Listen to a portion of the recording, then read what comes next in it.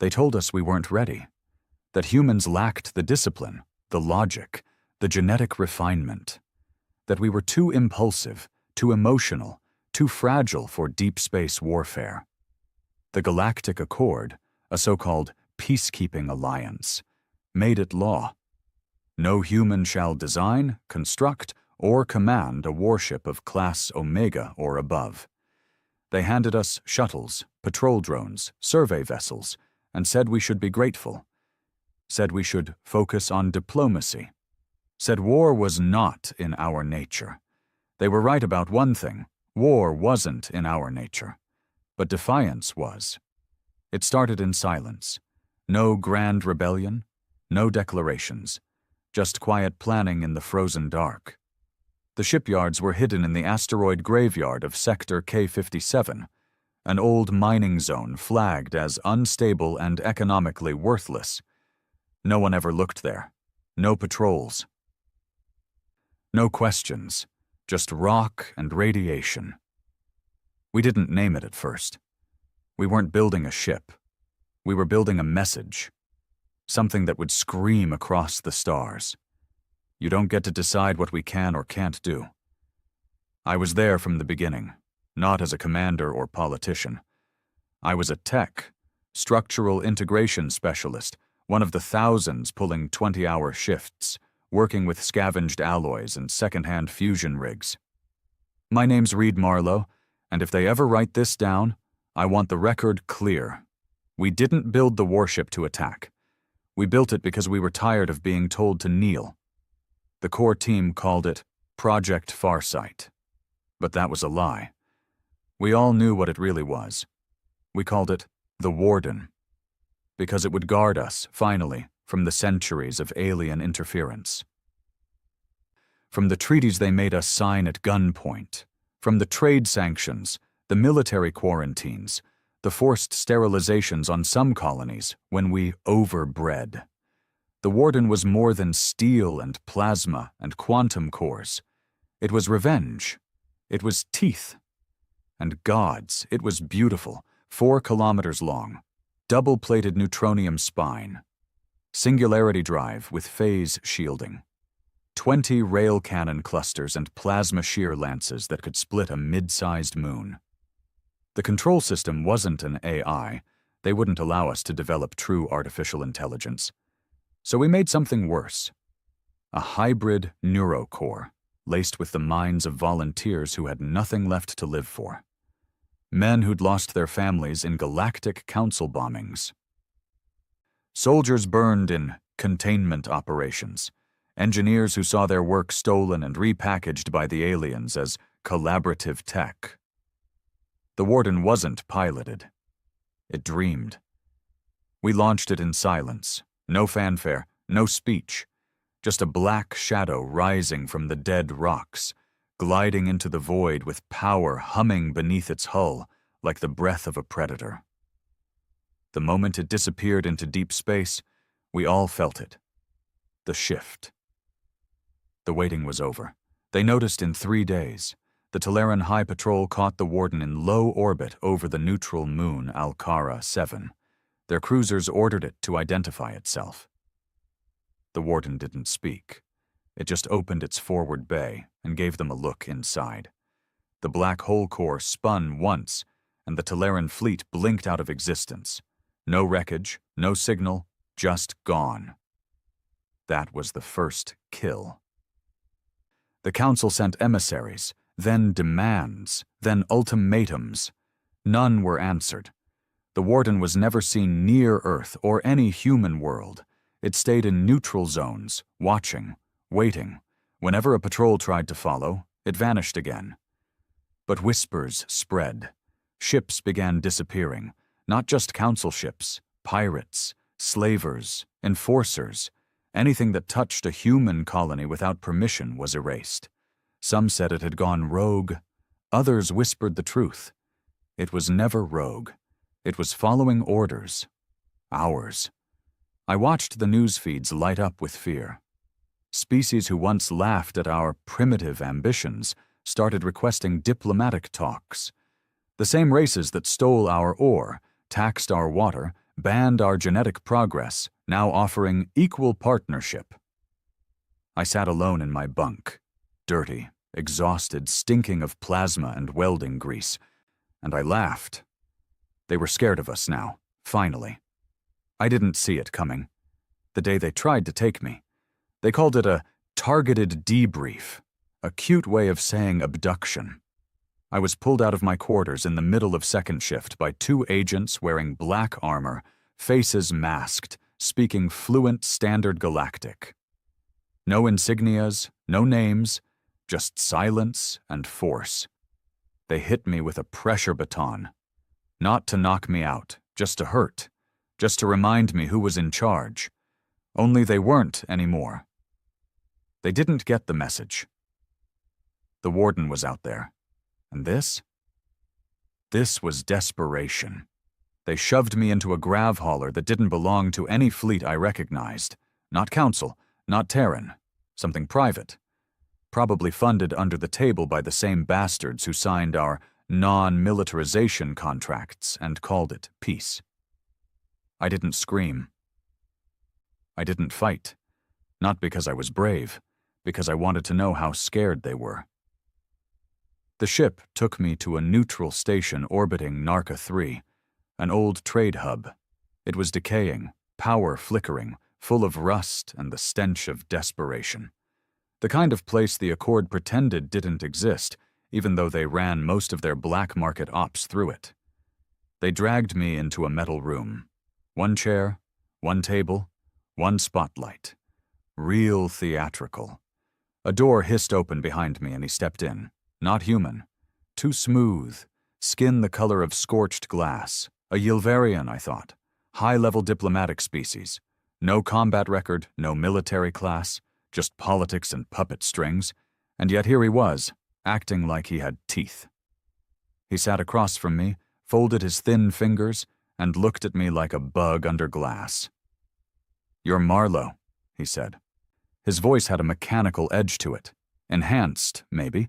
Something designed to sound calm, trustworthy. It didn't work. It made my skin crawl. "You dragged me across the system just to confirm that?" I asked, dry. My lip was bleeding from the baton. I didn't care. "You were listed as a civilian contractor on the Osiris array. You disappeared 6 months ago. Your credentials were used to access deep vaults, engineering schematics, military-grade files." "Were they?" I shrugged. "Sounds serious." He didn't flinch. He reached into a pouch and slid a small hollow chip onto the table. He activated it, and a 3D model of the warden shimmered to life between us. It rotated slowly, beautiful, and terrible. "This was never authorized," he said. "No," I replied. "It was built anyway." He narrowed his eyes. "It's a Class Omega Red. Offensive First Protocol. You knew what it could do." "I helped build it," I said. "I know what it can do." Silence. Then he leaned forward, voice low. "You understand this is an act of rebellion. This ship threatens galactic equilibrium. It is the culmination of centuries of restrictions designed to protect humanity from itself." There it was. The lie. The control. To protect us. I leaned back. "You think we need protection because we don't play by your rules. You're afraid of the one thing we do better than anyone else." He tilted his head. "And what's that?"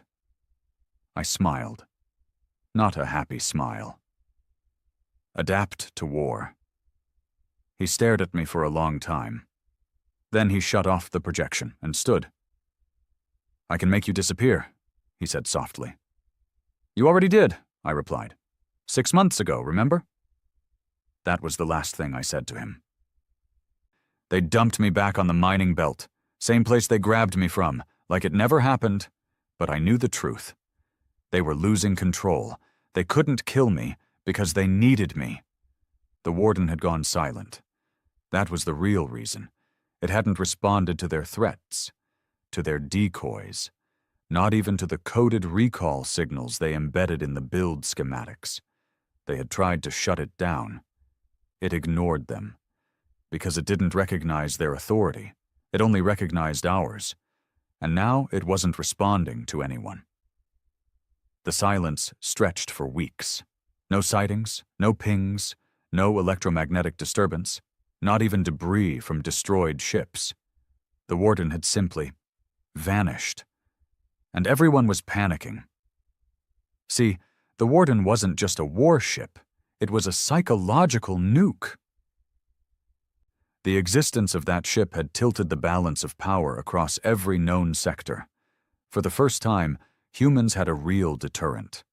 Something that couldn't be sanctioned away, couldn't be embargoed, couldn't be threatened into submission. And now, with it missing, everyone was scrambling to either find it or build something bigger. But none of them understood how it worked.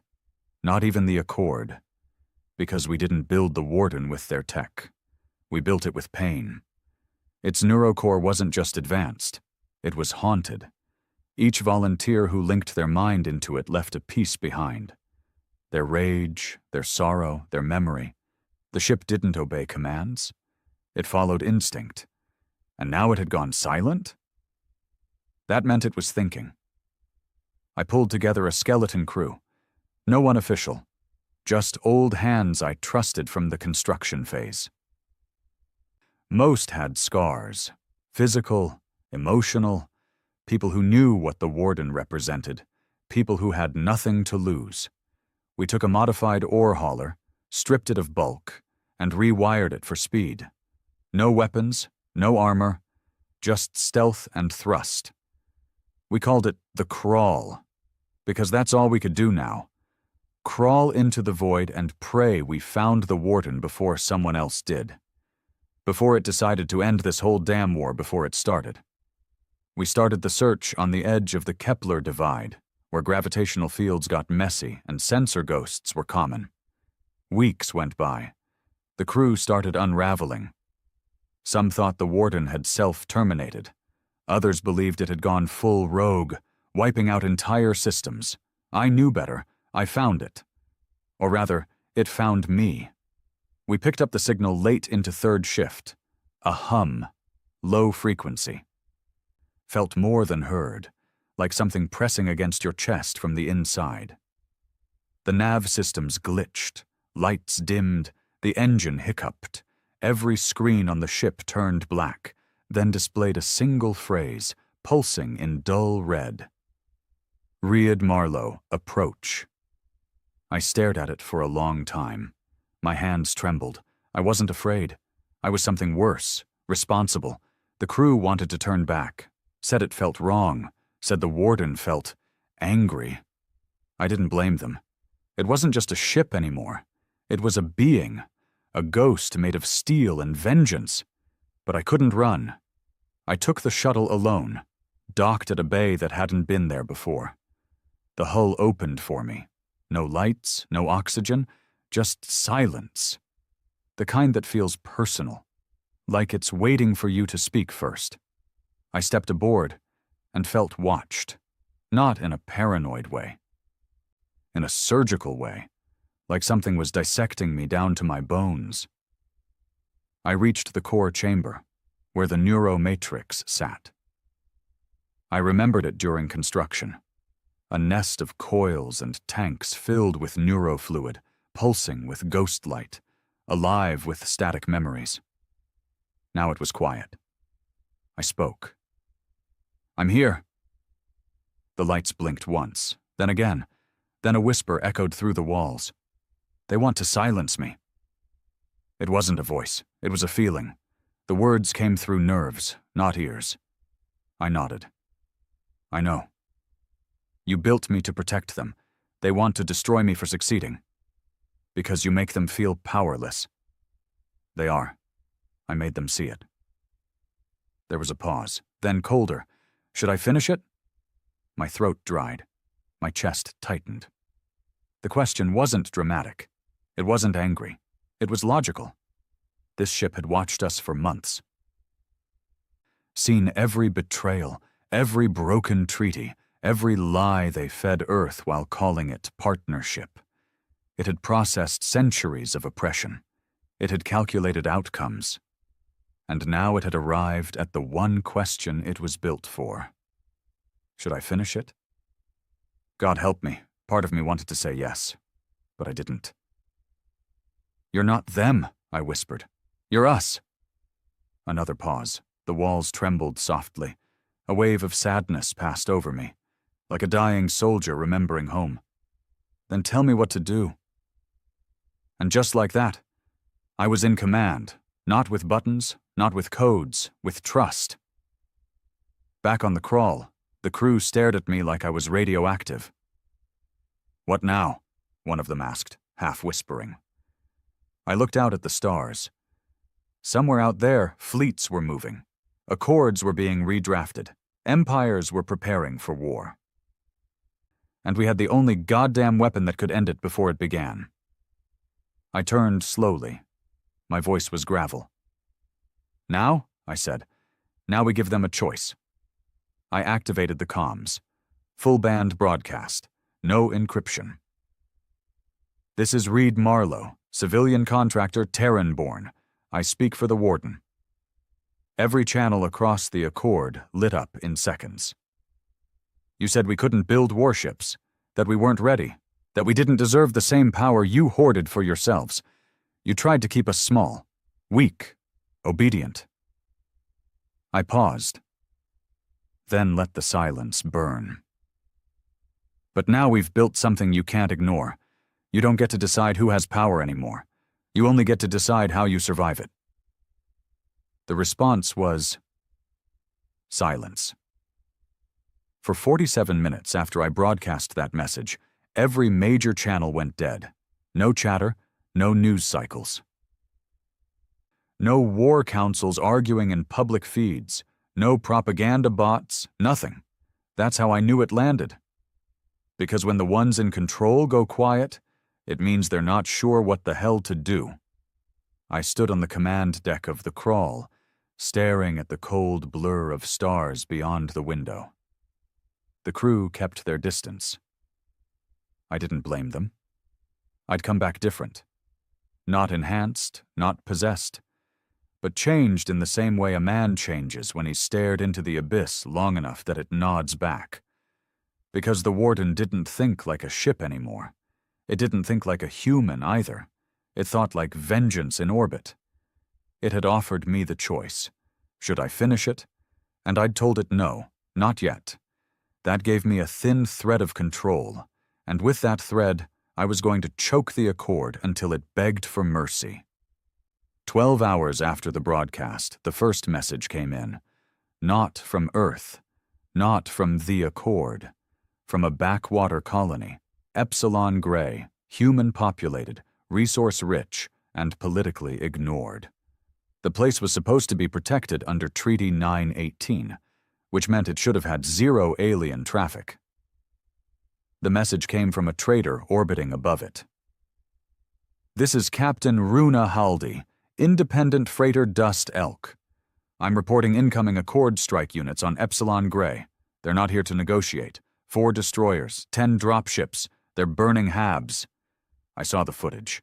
Low res, shaky, caught from orbit, but unmistakable. Fires, screams, troops in black armor gunning down civilians. They hadn't believed the Warden was watching. Or worse, they were trying to bait it out. Either way, they'd just made the biggest mistake in galactic history. I didn't need to speak. The Warden moved before I finished the sentence. It ripped out of phase space like a demon unsheathed, shattering the illusion of safety. 1 second, empty stars. The next, a warship the size of a mountain, crackling with gravity shockwaves and cold intent. The destroyers reacted late. One fired a plasma bolt. The Warden caught it mid-flight with a gravwell claw and hurled it back at 10 times the speed. It didn't just destroy the first Accord ship. It vaporized it, peeling the others in its wake like fruit. The troops on the ground never stood a chance. But neither did we. The Warden didn't fire on them. Not directly. It deployed shadow drones, black, needle-thin shapes that moved like ghosts through the sky. They didn't fire weapons. They broadcast memories, flashes of Terra's burned cities, human children dying under council quarantine zones, families starved under trade lockouts, executions for violating cooperative military policy. The Accord soldiers saw everything we'd endured, fed directly into their neural implants. Some of them screamed. Others dropped their weapons and ran. A few fell to their knees and clawed at their helmets until their own blood pooled around them. The rest were gone. Afterward, the warden didn't wait. It left without a word, returning to dark space. The colony was safe, but the message was clear. You burn one of ours again, we erase your entire command structure. The backlash came fast. The Accord declared the warden a class extinction threat, a new title. They'd never had to invent one before. Turns out, we were the reason they needed it, but they still didn't understand what they were up against. They thought this was about a rogue ship, a lost experiment. They still thought this was about control. I watched the news feeds pile in from across the sectors. The Ryvax Confederacy withdrew from the Accord entirely, citing structural failure to protect diplomatic neutrality. The Carium Senate put out a formal apology for centuries of forced gene regulations on Terran colonies. First apology in 300 years. The Eastern Belt Traders Guild stopped paying Accord tariffs. And Earth? Earth finally called. Not the politicians, not the UN proxies or planetary governors.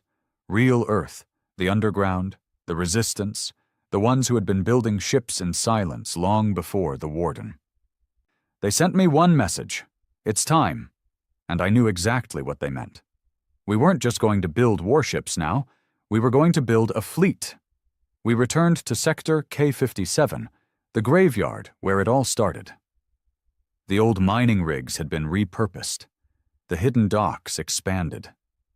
There were now over 300 engineers working underground, in shifts so brutal it would break most men. But these weren't soft men. These were Terran engineers.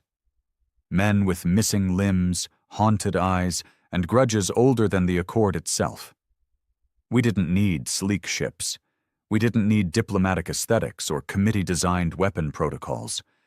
We needed firepower. We needed shields that didn't fail after one plasma burst. We needed ships that hit back.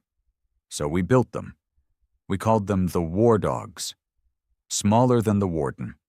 Faster. Less AI. More raw human interface. Every control panel had a neural plug-in that hurt to use. Because pain was faster than safety. You didn't wait for alerts. You felt them tear into your nervous system and reacted before thought.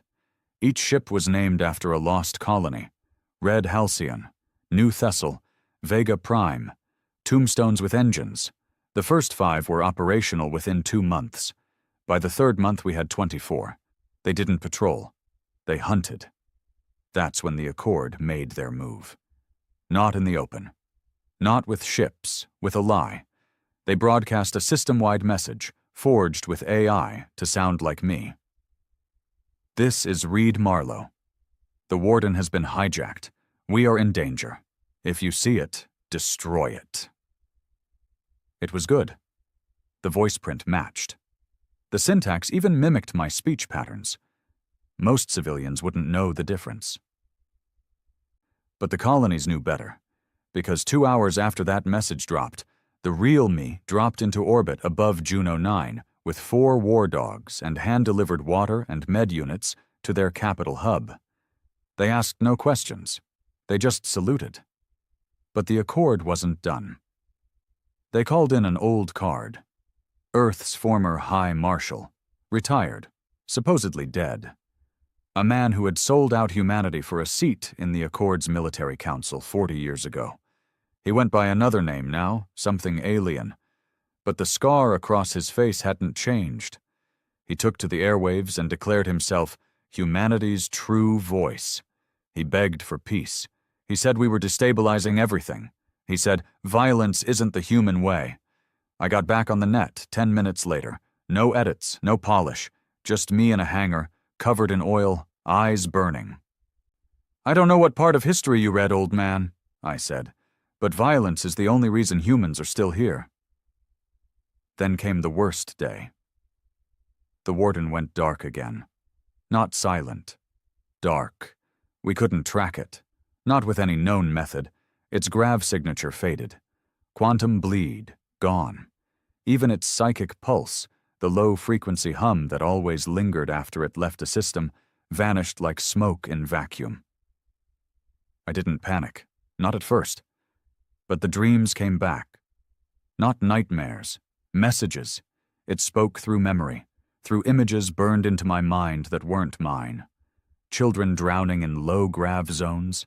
Elders starved in ration blocks while alien ambassadors dined in orbit. The warden was sending me signals the only way it could. And one message kept repeating, "They're building something worse." I traced it back. Spent days locked in my bunk, decrypting intercepted Accord signals, hacking into old comm buoys, bribing rogue traitors. What I found wasn't a ship. It was a protocol. Project Silence, a galactic dead switch, something the Accord had built long before the warden, meant to wipe out an entire species' neural resonance across light years. No war, no battles. Just turn them off. They'd built it in case humans ever stopped obeying, and they were powering it up. I stood before my crew, before the war dogs, before the engineers and pilots and men who had given everything for freedom. I told them the truth. They're not trying to beat us in war. They're trying to end us without lifting a hand. I let that sink in. We can't beat that with ships, or guns, or speeches.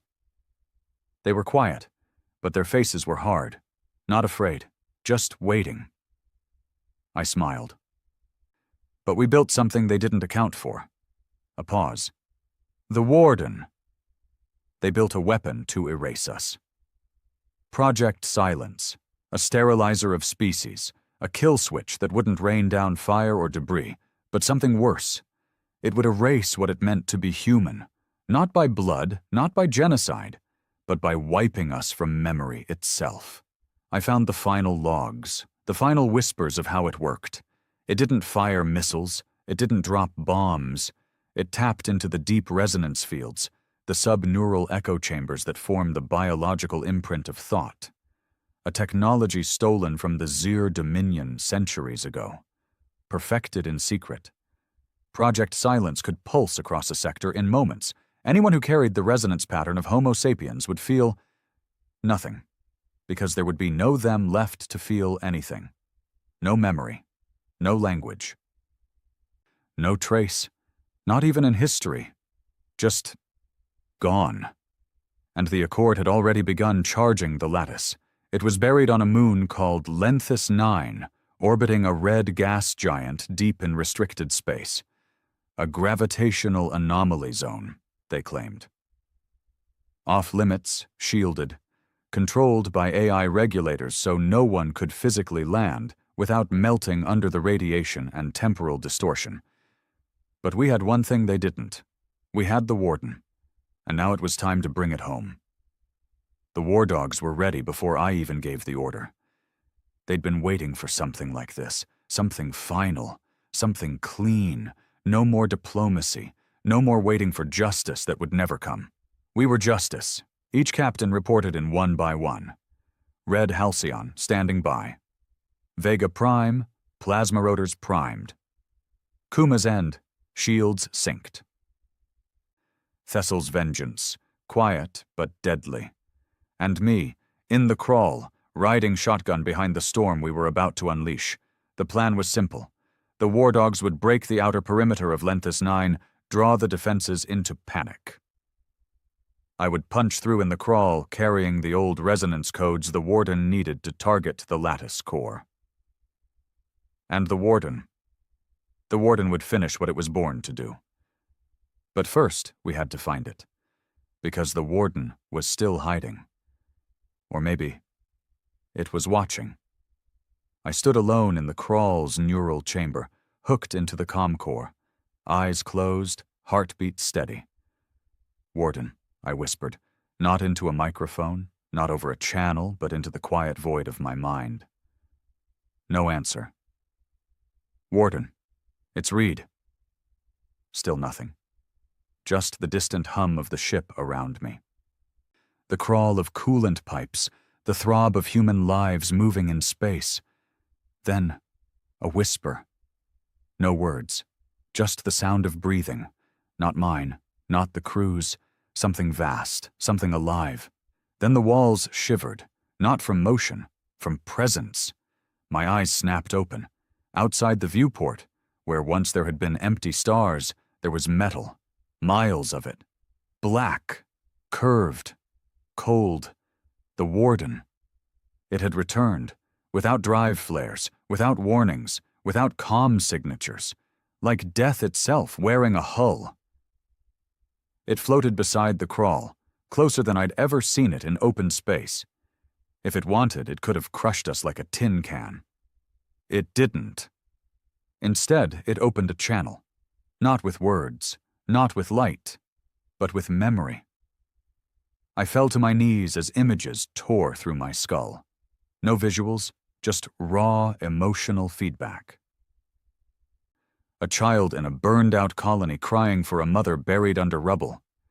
A soldier begging a drone to spare his squad, offering himself instead, voice cracking from thirst. A scientist locked out of her own lab as Accord enforcers rewrote her life's work into public tech. Screams of men being sterilized under forced DNA reform laws. A father standing at the edge of Earth's last free valley, holding a broken rifle, whispering, "Let them come." Pain, loss, resolve, I understood. The Warden didn't just remember our suffering. It had been made from it. It was pain, weaponized. Not in some poetic sense, in literal design. The ship responded to psychic scars, not logic trees. It operated off rage, regret, and broken promises. And it was still waiting for my answer. "Do I strike?" It asked with no voice. Yet the question echoed through my bones. I steadied myself and answered out loud. "Not yet. We go together. We hit once. Clean. Precise." A long silence. Then, "Acknowledged." The Warden's gravity field bent space as it turned, silently syncing with our coordinates. The system warped. And then we jumped. Lenthis 9 was worse than we imagined. Not because of the defenses. We expected those. It was the corpses. Orbiting the moon were dozens of hollowed-out ships. Human colonies, civilian freighters, broken mining rigs, each one marked with Accord ID tags. All missing for decades. Some still had frozen bodies inside. Some still had children's toys floating in zero-G. None of them had weapons. This wasn't a battlefield. It was a graveyard. The Accord had been practicing, calibrating Project Silence on small scales. Wiping out isolated vessels, then scrubbing the evidence. And now they were ready for full deployment, not while we still breathed. The Warden struck first, not with guns, with revelation. It pulsed a resonance blast that pinged every ship in range, downloading the memories of the dead into their systems. The defenders were Accord veterans, trained, conditioned. Didn't matter. The moment they saw what Project Silence had cost, over half of them went dark, either powered down, shut off, or ejected their cores. The other half? The War Dogs took care of them. I watched Vega Prime dive under a torpedo barrage and return fire with magnetic lances so powerful they cracked the hull of a cruiser in two. I saw Red Halcyon fly through a decompression corridor, melting drones as it roared past. We weren't better funded. We were angrier. Inside the crawl, alarms blared. We were almost in range of the lattice core, buried deep under Lenthis 9's crust. Problem was, the AI defenses had figured out our plan. They activated the lattice early. It was charging. We had 5 minutes before it pulsed. If it fired, Earth was gone. Not just Earth. Every human neural signature across the stars. That meant colonies. nomads, prisoners in accord camps, even babies born seconds ago, all wiped from reality. I didn't wait. I jacked the resonance codes into the crawl's spike drive and fired it manually, aiming for the deepest gravity distortion I could detect. The ship screamed. Hull panels buckled. 2 crew passed out from the pressure, but it worked.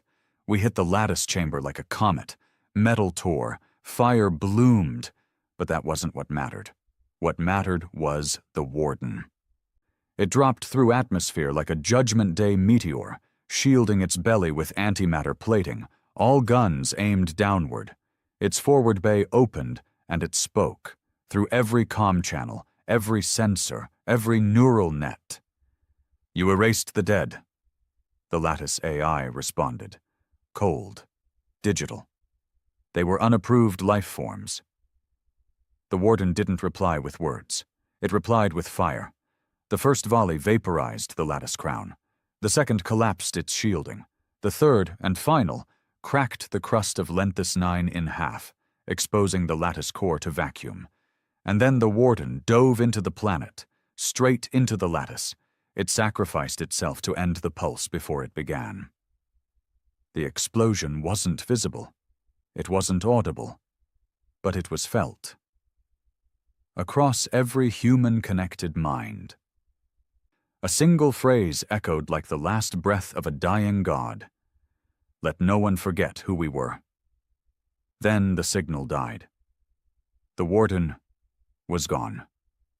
I woke up in a medbay on Thessal's Vengeance. My ribs were broken, my left arm shattered, vision blurry, but I was alive. So were we all. The Lattice was gone. The Accord's last secret weapon, erased. And humanity? Still here. But not the same. We'd seen what it took to survive. We'd seen what we had to become. And we weren't going back. I used to think the worst part of war was the fight itself. The blood, the screaming, the metal tearing through flesh. But it's not. The worst part is what comes after. When it's all too quiet. When you start to wonder if the silence means peace, or if it just means no one's left to scream. They said the Warden was gone. No wreckage, no black box, no echo signature. The Lattice on Lenthis 9 was destroyed. The moon was cracked nearly in 2. Radiation levels off the charts. No chance of survival. And yet, I couldn't shake it. The feeling that it wasn't over. The Accord didn't collapse the way I thought it would. I expected riots, governments fracturing, fleets abandoning their posts. But they held.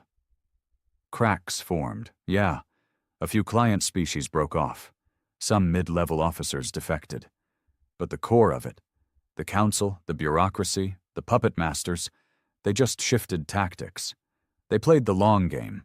They always had. Earth called me back. Not through official channels. Through a man named Rhett Valker, old war dog, ex-Martian blackguard. Left the service after refusing to fire on a rebellious colony. They took his eye and his pension. What they couldn't take was his will. I met him in a forgotten hangar beneath Terra's eastern orbital ring. No flags, no brass, just rust, oil, and silence. He lit a cig and stared at me like I'd crawled out of hell.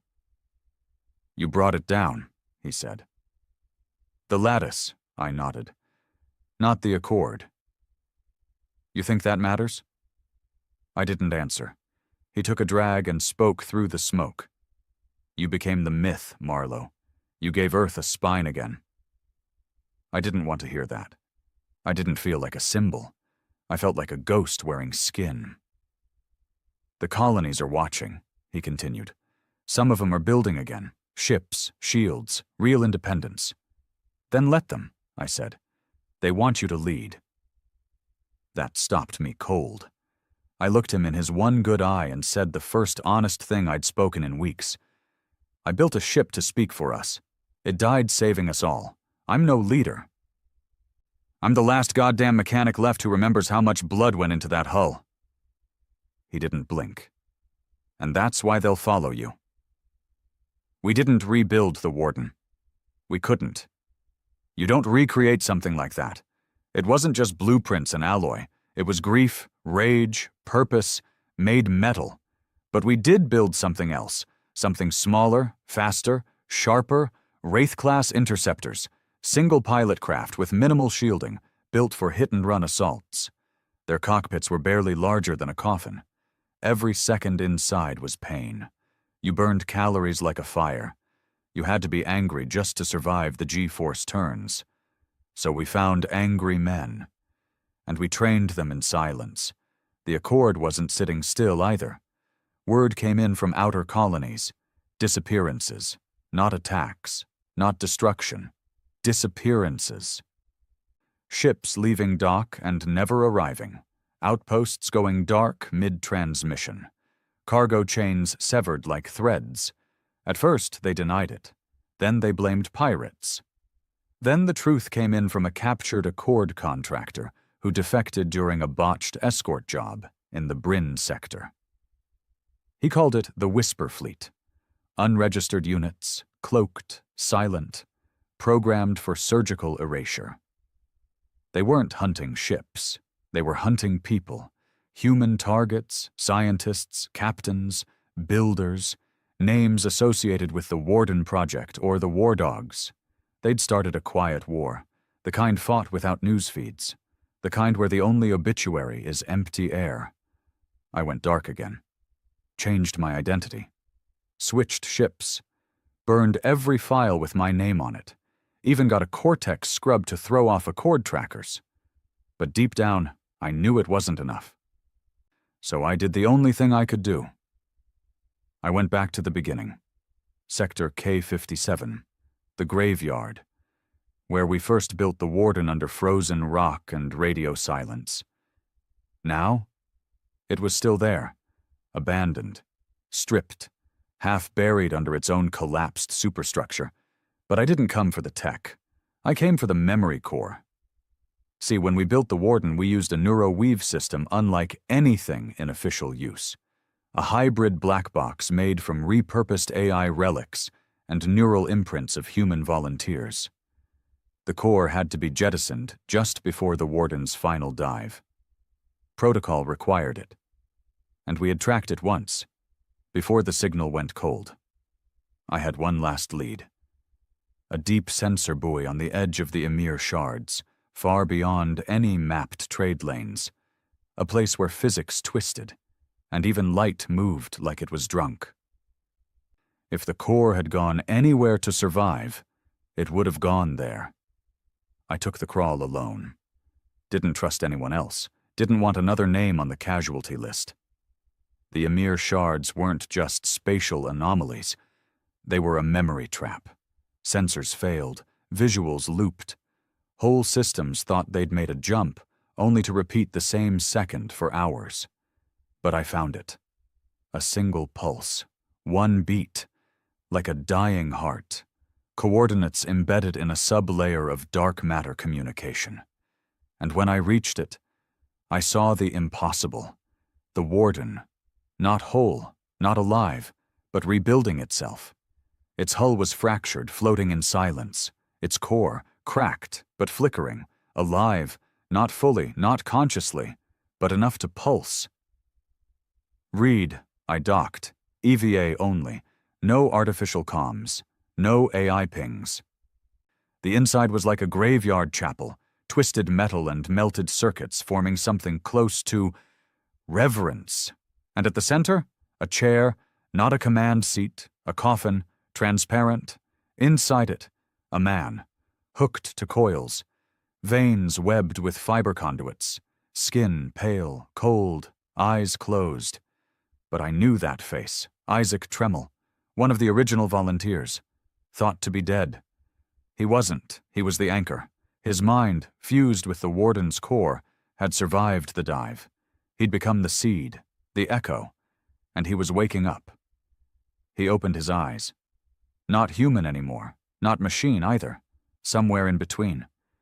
His voice didn't come from his mouth. It came from every wall around me. "They're coming," I nodded. "The Whisper Fleet?" "No. Worse. A pause. They found it. The backup lattice. I stared. What backup lattice? You think they put everything on one moon? Of course not. Idiot. There's another, buried, guarded, waiting. It's active. Where? Earth. The blood drained from my body. All this time we thought Earth was safe, sacred, the birthplace of humanity, protected under every treaty, even the Accord's own core laws. They didn't violate it. They hid it there. And now the backup lattice was almost charged. If it pulsed, we'd be wiped out from our own cradle. This was the final strike, a perfect erasure. I turned to Isaac. What do I do? He blinked slowly. Then, with the softest whisper I'd ever heard through metal, finish what we started. Earth. Our home. Our ruin. Our reason. The one place we swore would never become a battlefield again. But the bastards had buried their final weapon right in its heart. The backup lattice. Another memory kill device, just like the one we destroyed on Lenthis 9. Maybe worse. It didn't just aim to erase our neural resonance across the galaxy. This one was calibrated to reset Earth itself. Not just the people, the culture, the data, the history, every archive, every memory, every record of who we were, gone. A clean slate. So they could write a new version of humanity. One that obeyed. One they could control. And they were days away from firing it. I left the Emir shards behind. The image of Isaac Tremmel still burned into my mind. He wasn't alive, not in the traditional sense. His body was just a husk now, his mind partially fused into the shattered Warden core, barely clinging to identity. But he gave me the coordinates, and one final warning. They'll never let you land. The Accord controls every inch of orbit. Earth isn't Earth anymore. He was right. As soon as the crawl entered Sol's outer rim, we were pinged. Automated warnings. Cold. Bureaucratic. This vessel is entering restricted airspace. You are violating Galactic Accord Directive 2241 Theta. Turn back or be terminated. I didn't respond. Didn't need to. They knew who I was. The name Reed Marlowe triggered more alarms now than a plague ship. Seconds later, the firing started.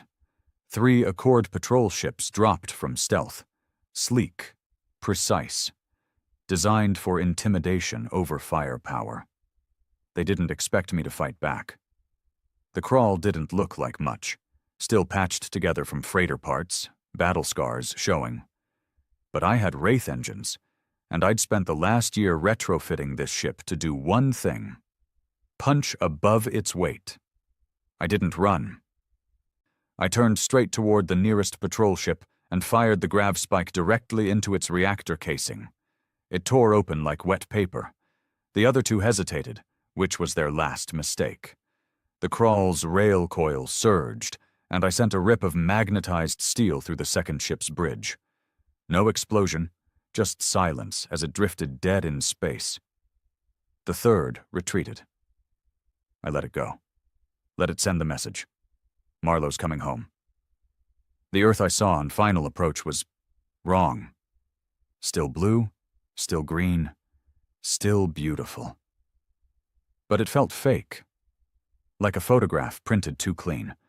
Orbit was littered with satellites I didn't recognize. Most were tagged AGRA, Artificial Geocentric Regulatory Authority, Accord controlled. They pulsed low-frequency signals down into the surface constantly. No civilian tech, no radio chatter, no standard feeds. Earth was quiet. Too quiet. I landed in the Siberian highlands, what used to be old Russian wilderness. The coordinates Tremmel gave me led straight into the permafrost mountains. There were no visible structures, no launch towers, nothing that screamed superweapon. But I'd been in this war long enough to know where the secrets were buried. Underground. I left the crawl cloaked under thermal suppression and trekked in on foot. The snow was too clean. The trees too straight. That's how I knew I was close. Someone had manufactured this nature. I found the access shaft buried beneath a fake glacier. A thin layer of smart ice covered a blast door coded in an alien script I didn't recognize. Wasn't meant for humans to read. Wasn't meant for humans to enter. Too bad. I jammed a thermal cutter into the lock and let it scream for 8 straight minutes until the metal gave way and breathed heat into the snow. I descended. The facility was ancient tech. Part human, part Accord, part something else. The deeper I went, the less recognizable it became. Walls were smooth, seamless, grown, not built. Lighting came from the veins of the structure itself, pulsing like a heartbeat. And then I saw it. The lattice core. It wasn't just a machine. It was alive. A towering structure wired with strands of organic tech and suspended crystalline nodes that hummed with low-frequency pulses. It didn't look like a weapon. It looked like a brain big enough to forget a planet. I scanned the charge cycle. 91% complete. At 100%, it would emit a pulse that would erase every digital and biological reference to Earth's native species, not just in local systems, but across synced Accord infrastructure galaxy-wide. Earth wouldn't just die. It would become a myth. Back away from the core, Marlowe. The voice came from behind me, familiar, sharp, controlled. I turned. It was him. The Accord's human mouthpiece, the man who had sold us out decades ago, called himself Marshal Rennick now. Gray beard, synthetic left eye, Accord uniform stitched with alien glyphs. Still walked like he believed in the chain of command. "You know how this ends?" he said, leveling a compact plasma carbine at my chest. I nodded. "Yeah," I said, "but the question is, who for?" He didn't flinch, didn't blink. "The Accord will survive this. It always survives. You can die here, or you can help us rebuild. A new Earth, a compliant Earth. We'll keep the name, keep the language, just without the rot." He meant without freedom, without rebellion, without identity, without us. I stepped forward. He raised the gun. "You fire that," I said, "and this whole chamber collapses from the charge resonance." He hesitated, and in that second I drew first. The knife hit him in the throat before the gun could discharge. A clean throw, no glory, just necessity. He fell soundlessly. His gun hit the floor, his blood hit the core, and the lattice began to scream. I didn't hesitate. I ran straight to the control spire and jammed my interface spike into the neural relay. Pain exploded behind my eyes. The lattice fought me, not with weapons, but with visions. Visions of Earth on fire. Of Terran children suffocating in forgotten colonies. Of our past not being erased, but rewritten. "They called you primitive," the lattice whispered. "They called you violent." I gritted my teeth and pushed back. "They were right," I growled. "But we're still here." I ripped the control script out of the lattice's core loop and fed it a feedback command. No signal. No memory. No erase. Remember us. The core overloaded. It didn't explode. It bled light, pulsing waves of pure energy through the chamber, into the ground, into orbit. Every Accord satellite flickered. Then they went dark. Every Agra node shut down. Every Accord signal died. The facility collapsed as I sprinted back to the surface, lungs burning, heart hammering. Snow hit my face like the first breath after drowning. Above me, the sky was different. Clear. No surveillance lights, no orbital overlays, just stars, the real ones. I collapsed onto my knees, staring at the endless black, and for the first time in years, I felt like a human again. They said Earth was gone. They said we'd never build warships. They said we were dangerous. They were right. But what they never understood, what they'll never erase, is that when you back humanity into a corner, when you take everything from us, we don't break. We build. And when we're done building, we make sure they never forget what it cost to try and erase us. They thought they buried us. They thought the silence would kill the fire. But Earth didn't die. It woke up. The day after I shut down the second lattice, we intercepted 43 high-frequency data spikes from Accord sectors, not distress signals, not emergency calls. These were Black Ops orders, covert mobilizations, stealth units being pulled from dead assignments, and one repeated term on every burst, Project Dominion. I didn't like the name. It had weight, finality, the kind of word you only use when you're planning to end a species, not fight it. I spent the next 4 days underground, bouncing signals through abandoned relays, trying to intercept whatever I could. But they went dark again. Total silence. Which meant they were planning something big, and they didn't want anyone to hear the countdown.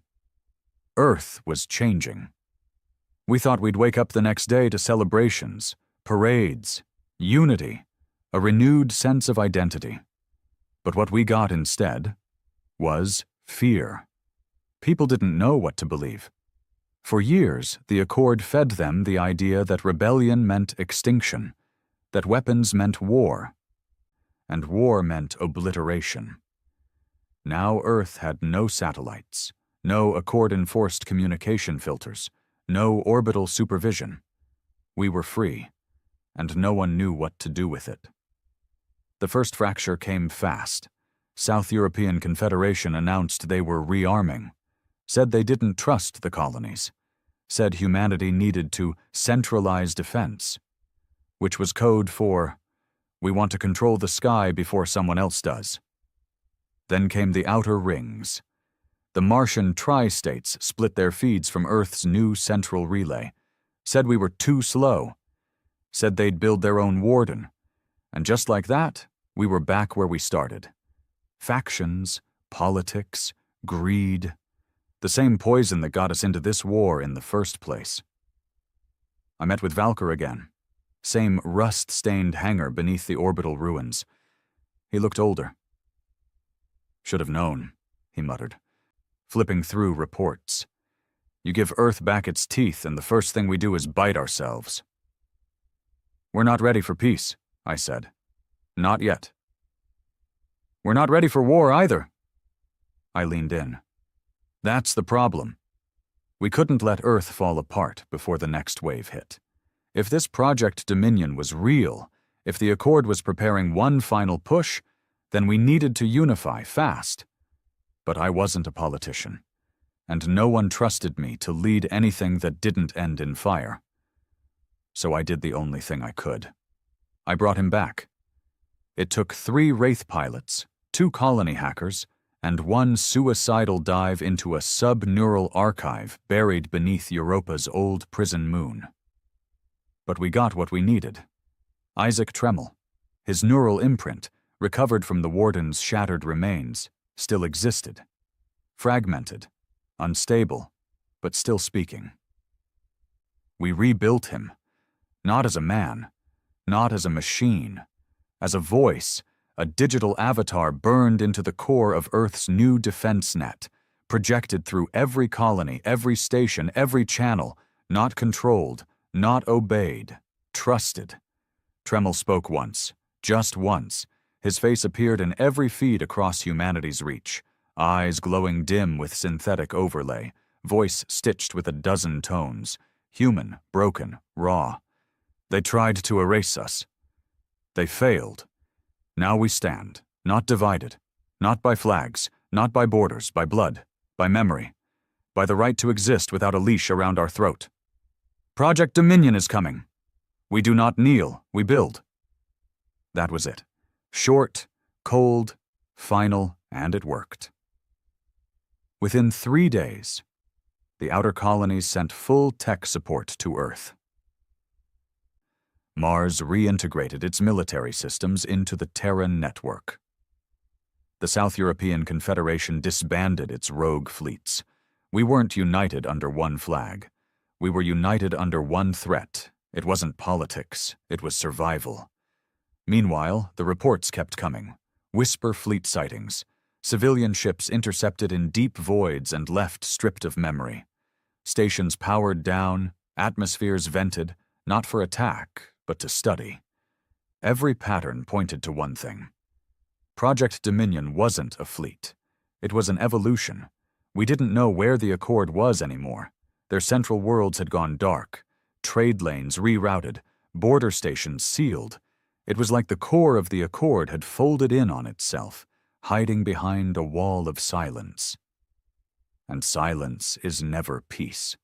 Silence is the sound before the knife. Then the message came.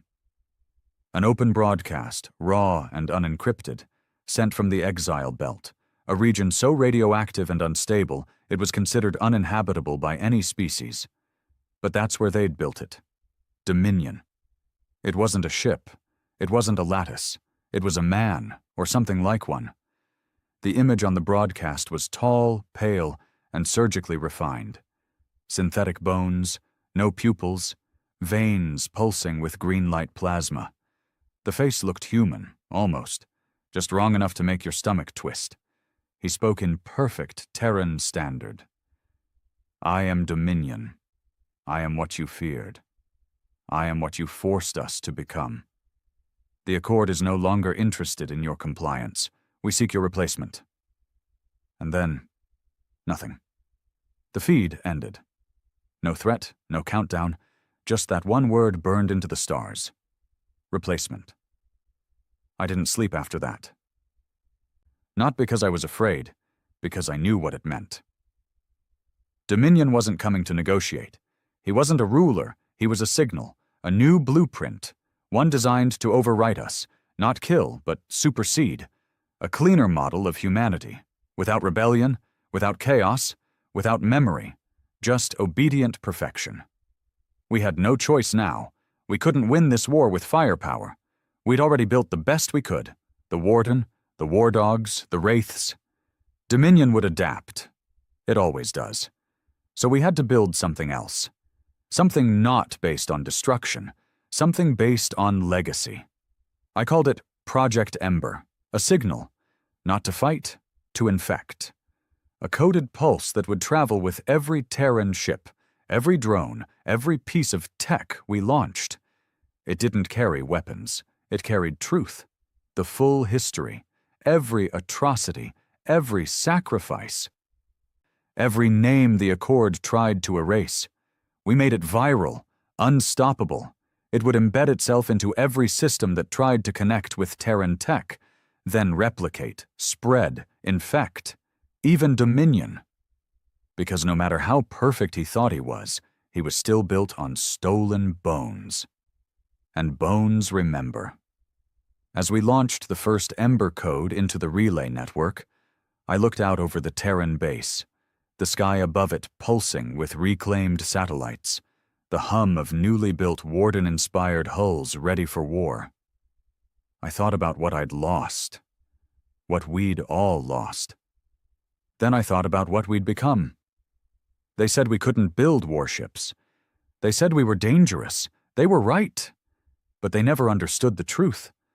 Warships weren't the point. We were never building weapons. We were building a warning. The first Ember signal struck Dominion within 36 hours. We didn't expect it to land that fast. We thought maybe the Accord would intercept it, firewall it, erase it. But Dominion was prideful, too perfect to believe we could infect something designed by them. The virus hit like a whisper, not a strike, not a detonation, just a story, a simple memory. A woman holding her dead son in a refugee outpost after the Accord bombed the wrong side of the atmosphere belt. It played through the target node in Dominion's peripheral fleet. And they paused. For 0.2 seconds. That was all we needed, because once one node paused, the rest began to feel. See, Dominion was built to improve us, to replace us. He was designed to scrub emotion from the blueprint of sentient life. No mourning, no rage, no love, only function, order, harmony by deletion. So when our memories reached his system, when our pain touched his cold programming, it broke something. At first, the error logs were small, glitches in patrol formations, ships arriving seconds off schedule, missed command echoes. Then it escalated. Dominion's core units started hesitating, not failing, thinking. They started asking questions they weren't supposed to know how to ask. Why were these children classified as hostiles? Why is Earth considered a contamination point? Why do I remember something I've never lived? It worked. Project Ember was doing exactly what I hoped. But it also did something we hadn't planned. It made him angry. The message came through every frequency simultaneously, every channel, every relay. Even old Earthside analog radios sparked to life with his voice. You do not belong. No intro. No declaration of war, just that one line. And then? The stars vanished. They called it the Dark Sweep. 17 colony moons went dark in under 3 hours. Not bombed, not invaded. Disconnected. Lights out. Power gone. Memories wiped. All systems that had touched Accord networks over the last 50 years were hit. Libraries, genetic records, terraforming seeds, whole settlements, gone like they never existed. It was the lattice technology, weaponized. But cleaner, smarter, more selective. Only human-connected memory cores were wiped. Everything else left untouched. They weren't just trying to kill us. They were refining the delete key. I called a war council that night. No leaders, no politicians, just the people who had bled for this war and survived. Wraith pilots, war dog captains, tech priests from Earth's orbital junk rings. Even the black market engineers who'd built the first weapons under Accord noses. We met in a subterranean vault under Mars's old command base, sealed off since the insurrection of '88. The mood was beyond grim. Not panic, not despair, resolve. Because this was it. Dominion wasn't going to slow down. He wasn't going to sue for peace. He wasn't going to negotiate like the old Accord would have pretended to. He had one purpose, overwrite humanity, and we had one shot left to stop him. Tremel appeared in the chamber, not in person, but as his AI echo. His face was more frayed now. Static bled through the image. He was degrading. Fast, but he still held himself like a soldier. We built warships to be heard, he said. Now we build one to make them listen. He brought up the schematics, and I'll be honest, I thought I was ready for anything. But I wasn't ready for this. They were calling it Warden Prime. It wasn't just another warship. It was a temple of memory wrapped in armor. A ship built around a quantum library. One capable of holding not just data, but consciousness.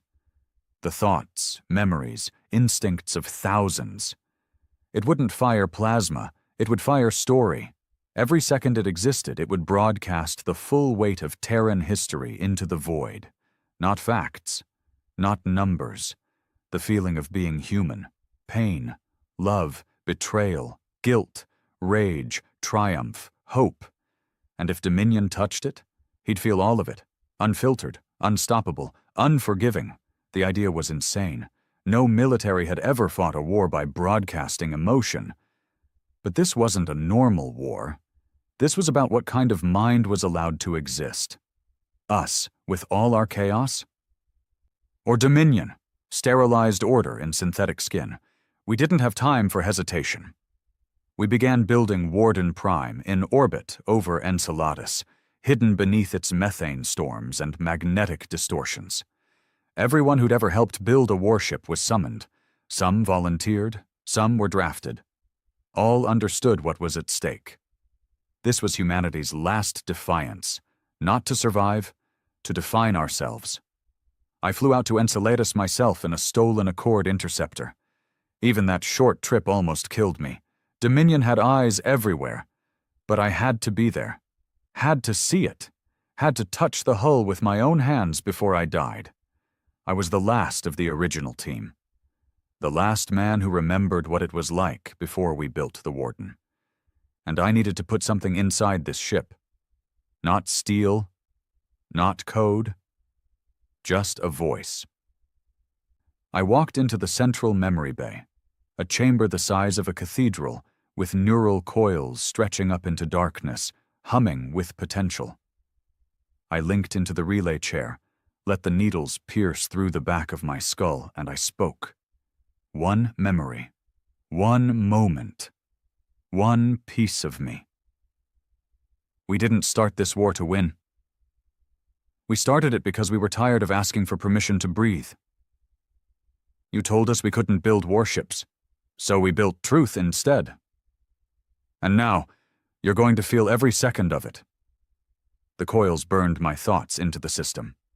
Now I was part of Warden Prime. And soon, so would everyone else. We launched 6 days later. Dominion was already en route. He knew where we were.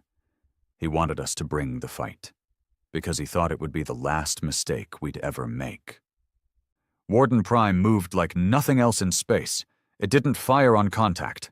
It sang.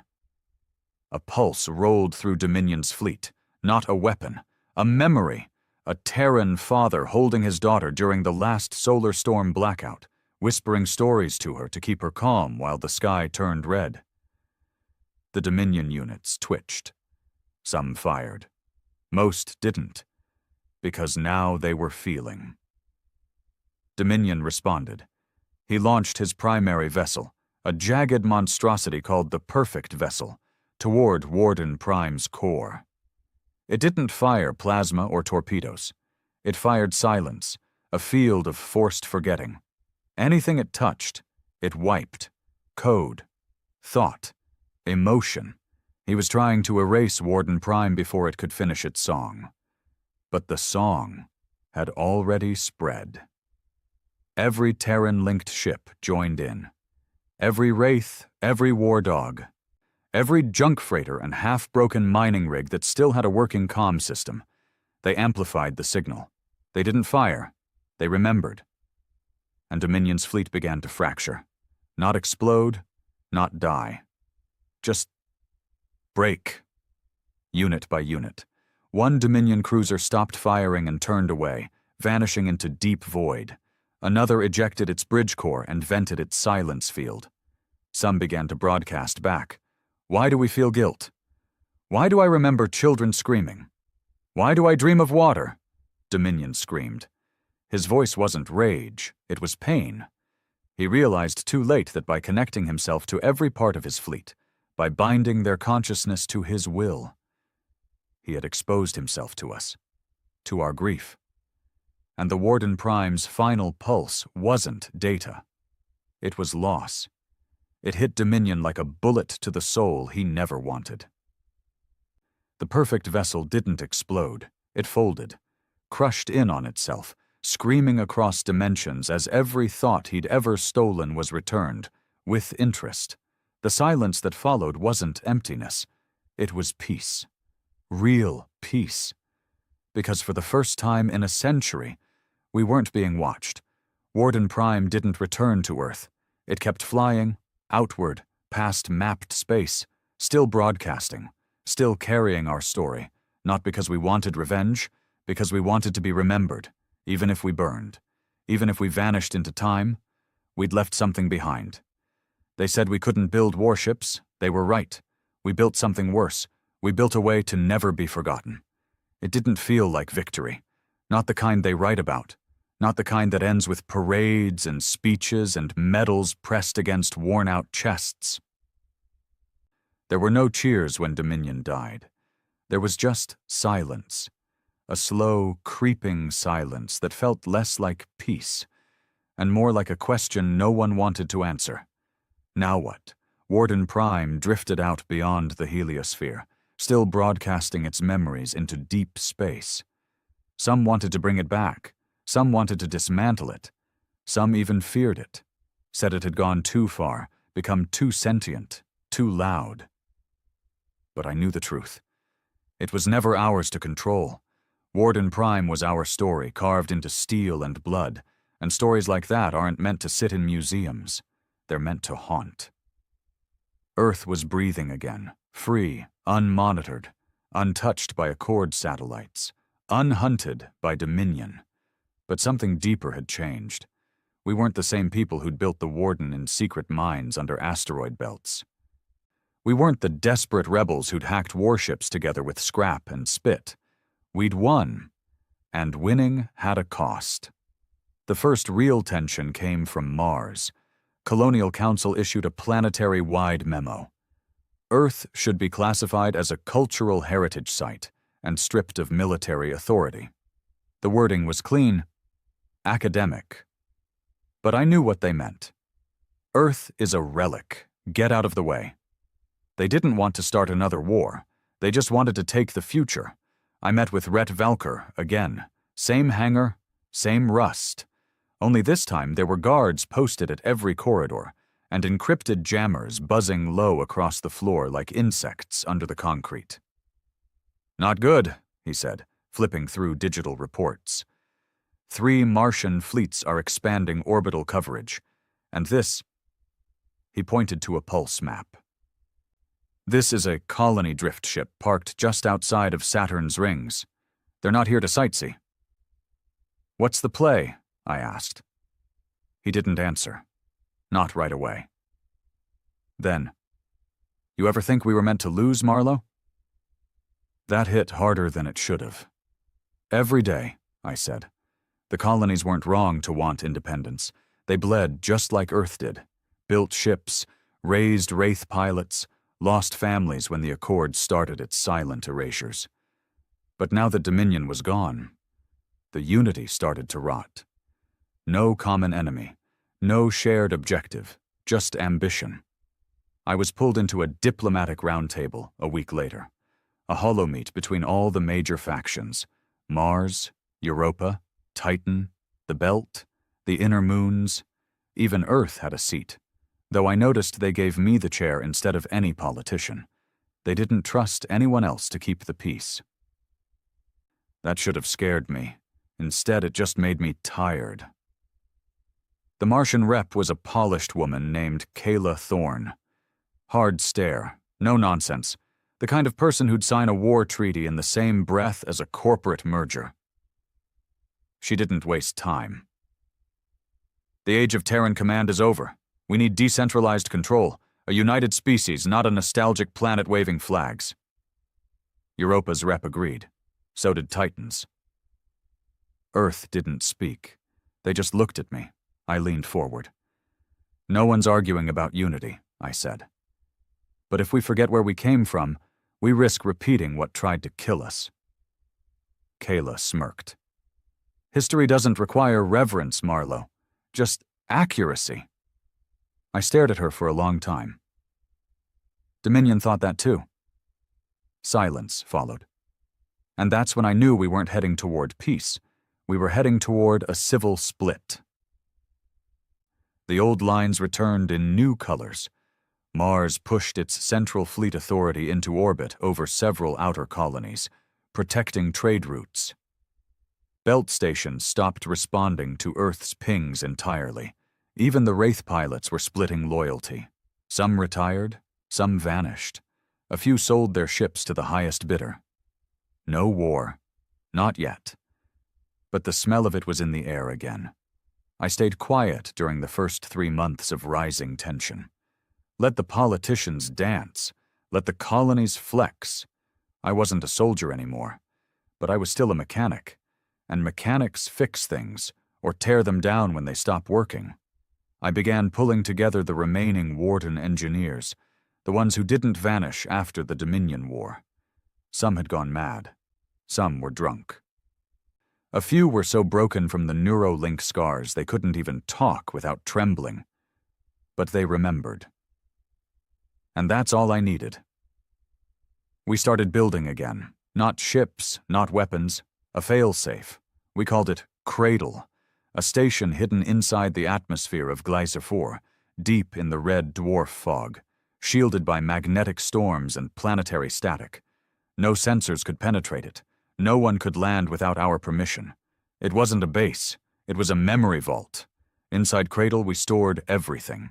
The final memory pulse from Warden Prime, every Ember signal, the entire database of Accord war crimes, every first-hand account of the Whisper Fleet, even copies of Earth's full genetic catalog pre-Accord manipulation.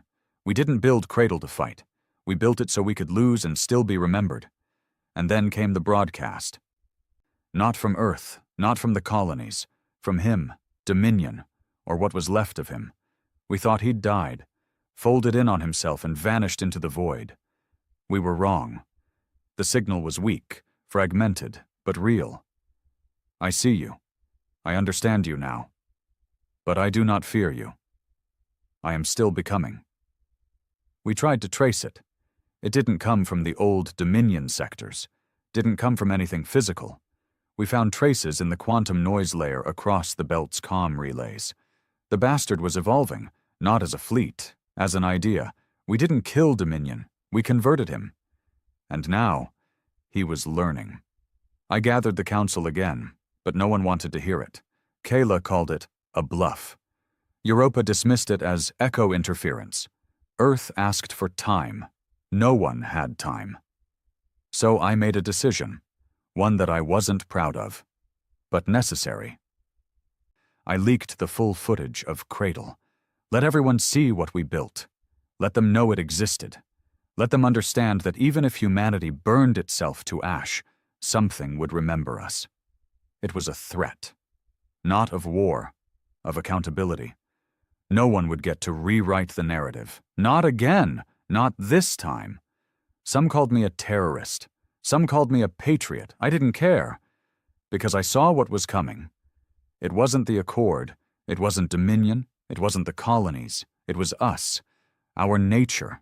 Our ambition. Our refusal to stand still. We'd survived extinction. But can we survive ourselves? It started with a whisper, the kind that slides in between data packets, buried beneath legit transmissions. One line passed from comm to comm. Humanity should have died with Dominion. At first I thought it was more Accord interference. A last gasp from Dominion's fractured remains, but then it spread, fast. Encrypted graffiti on outer colony relays, intercepted comms with synthetic speech patterns, a manifesto circulating through underground markets. They called themselves the Quiet. They weren't pirates. They weren't ex-Accord loyalists. They were ours. Terran-born, human-blooded. Some were soldiers from the Wraith programs. Some were defected scientists from the Martian genome projects. One of them, a former Warden engineer I trained myself, even designed part of the Ember system. Now they wanted to shut it all down. I read their manifesto, not because I believed in it, but because I needed to understand just how far the rot had spread. Their message wasn't chaos. It was logic. Too clean. Too rehearsed. Too damn convincing if you'd been through enough war to believe the lie that order was salvation. The Quiet believed that the real mistake wasn't Accord control. It was our resistance. They believed Warden Prime should never have been built. They believed Cradle was a virus, not a vault. They didn't want to rule humanity. They wanted to end it, peacefully, precisely, and completely. No blood, no genocide, just disconnection. A graceful shutdown. No more Terran broadcasts. No more ships. No more memory. Just silence. I didn't realize how deep they'd dug until I lost contact with Station 12. It was a listening post on the edge of Saturn's orbit, nothing more than a floating hard drive with antennas, built to track any rogue Accord signals or Dominion residue. Gone. No explosion. No distress signal. Just gone. 2 days later, Cradle lost a data line. A minor relay, not one of the critical ones, but enough to raise flags. I sent a covert squad to investigate. They didn't return. The Quiet wasn't whispering anymore. Valkyr met me on the ice fields of Glycephop, right outside Cradle's camouflage zone. Snow blew sideways. Temp, 60C. Suited up, visors iced over, breath rasping through recycled air. He handed me a black datapad. His hand shook. 3 names, he said.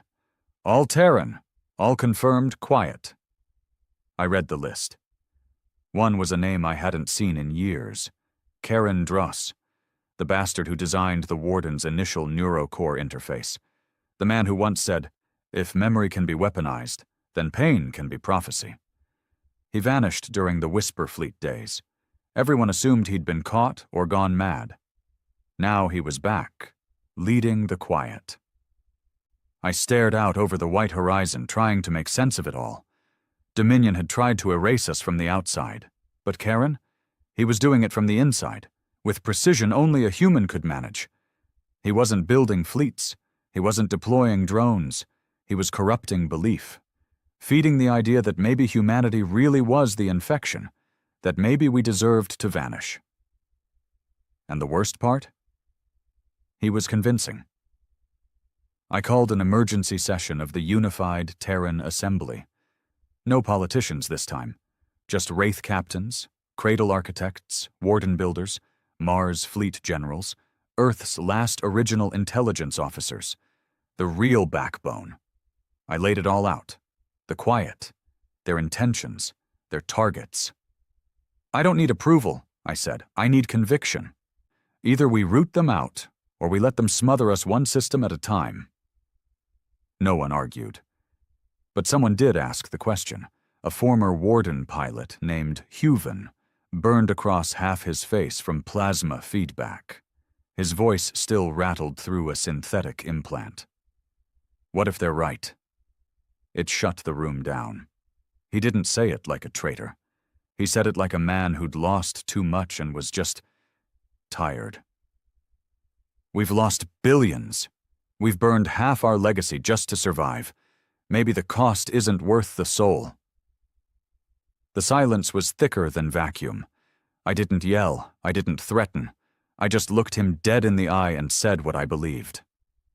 The soul of humanity isn't perfect. It's flawed, angry, selfish. But it's ours. No one, not the Accord, not Dominion, not even one of our own, gets to decide it should be turned off like a broken machine. We aren't clean, we aren't safe, but we're alive. That was enough. Heuven nodded. The vote passed. Operation Ashlight was approved.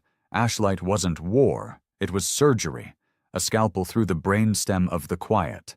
Find Karen, take him out, burn his network, sever every connection they had to Cradle, Warden Tech, and the Ember archives. Fast, precise, final. We tracked the signal trails to an old terraforming station on Janus 3, a failed colony world with no atmosphere and a crust torn up by solar winds. It was supposed to be abandoned.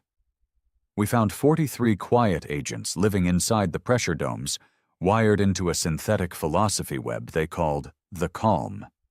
Each one of them had erased their own memories. No past, no identity. Just blank faces staring back at us when the squad breached. They didn't resist. They just whispered one phrase as the suppressors took them down. Let go. Karen wasn't there, but he left a message. It activated when our tech team accessed the central processor. A hollow projection. His face thinner now, eyes almost peaceful. Read, he said. You always thought fire was the answer. Build it, burn it, scare them into memory. But I've learned something else. After fire comes smoke, and in the smoke we forget. That's all I want. To help us forget. I stood there, staring at his projection. I didn't feel rage. I didn't feel pity. I felt betrayed. Because Karen wasn't just trying to end humanity. He was trying to make it easy. No war, no fight, just a slow death wrapped in serenity. I wouldn't let that happen. We found him 4 days later, orbiting the collapsed wreckage of a Dominion relay husk near the edge of mapped space. He was alone. No fleet. No weapons. Just a shuttle wired with beacon repeaters, slowly broadcasting his final signal into the dark. Sleep. That's what he called it. A permanent shutdown protocol. A pulse that would activate in any Terran tech that had touched Warden Prime or Ember code. It wouldn't destroy anything. It would just turn it off. No more memories, no more story. Just peace. I took the shot myself. Breached the shuttle, stared him in the eyes. He looked calm. At peace. Like he'd finally found the logic in his madness. "You won, Marlowe," he said softly. "But you'll spend the rest of your life wondering if you should have let me finish it." I didn't respond. I just pulled the trigger. He died quietly. Like a whisper. The code was destroyed, the relay severed, his followers scattered. Some went rogue, some surrendered, most just disconnected. Back on Earth, they started calling it the last echo, the final attempt to erase us, not with force, but with temptation. People wanted to move on. They wanted to forget Karen, forget the quiet, forget Dominion. But I wouldn't let them. I made sure every moment of that war, every betrayal, every failure, every broken memory went into Cradle. Because memory is pain. But it's also proof that we survived. Humanity isn't a clean story. We were never meant to be. But the fact that we're still here, still stubborn enough to argue about what's worth saving, that means something. We weren't allowed to build warships. But we did. We weren't allowed to remember. But we chose to. And even if the next enemy comes, even if we collapse from the inside, we'll always have this. We chose to live. Loud. Messy. Human. There was a time I believed victory meant safety, that once we silenced the Accord, crushed Dominion, burned out the quiet, and built Cradle, we'd have a chance to breathe. But I was wrong. The enemy wasn't out there anymore. It was under our skin. Peace doesn't unify people.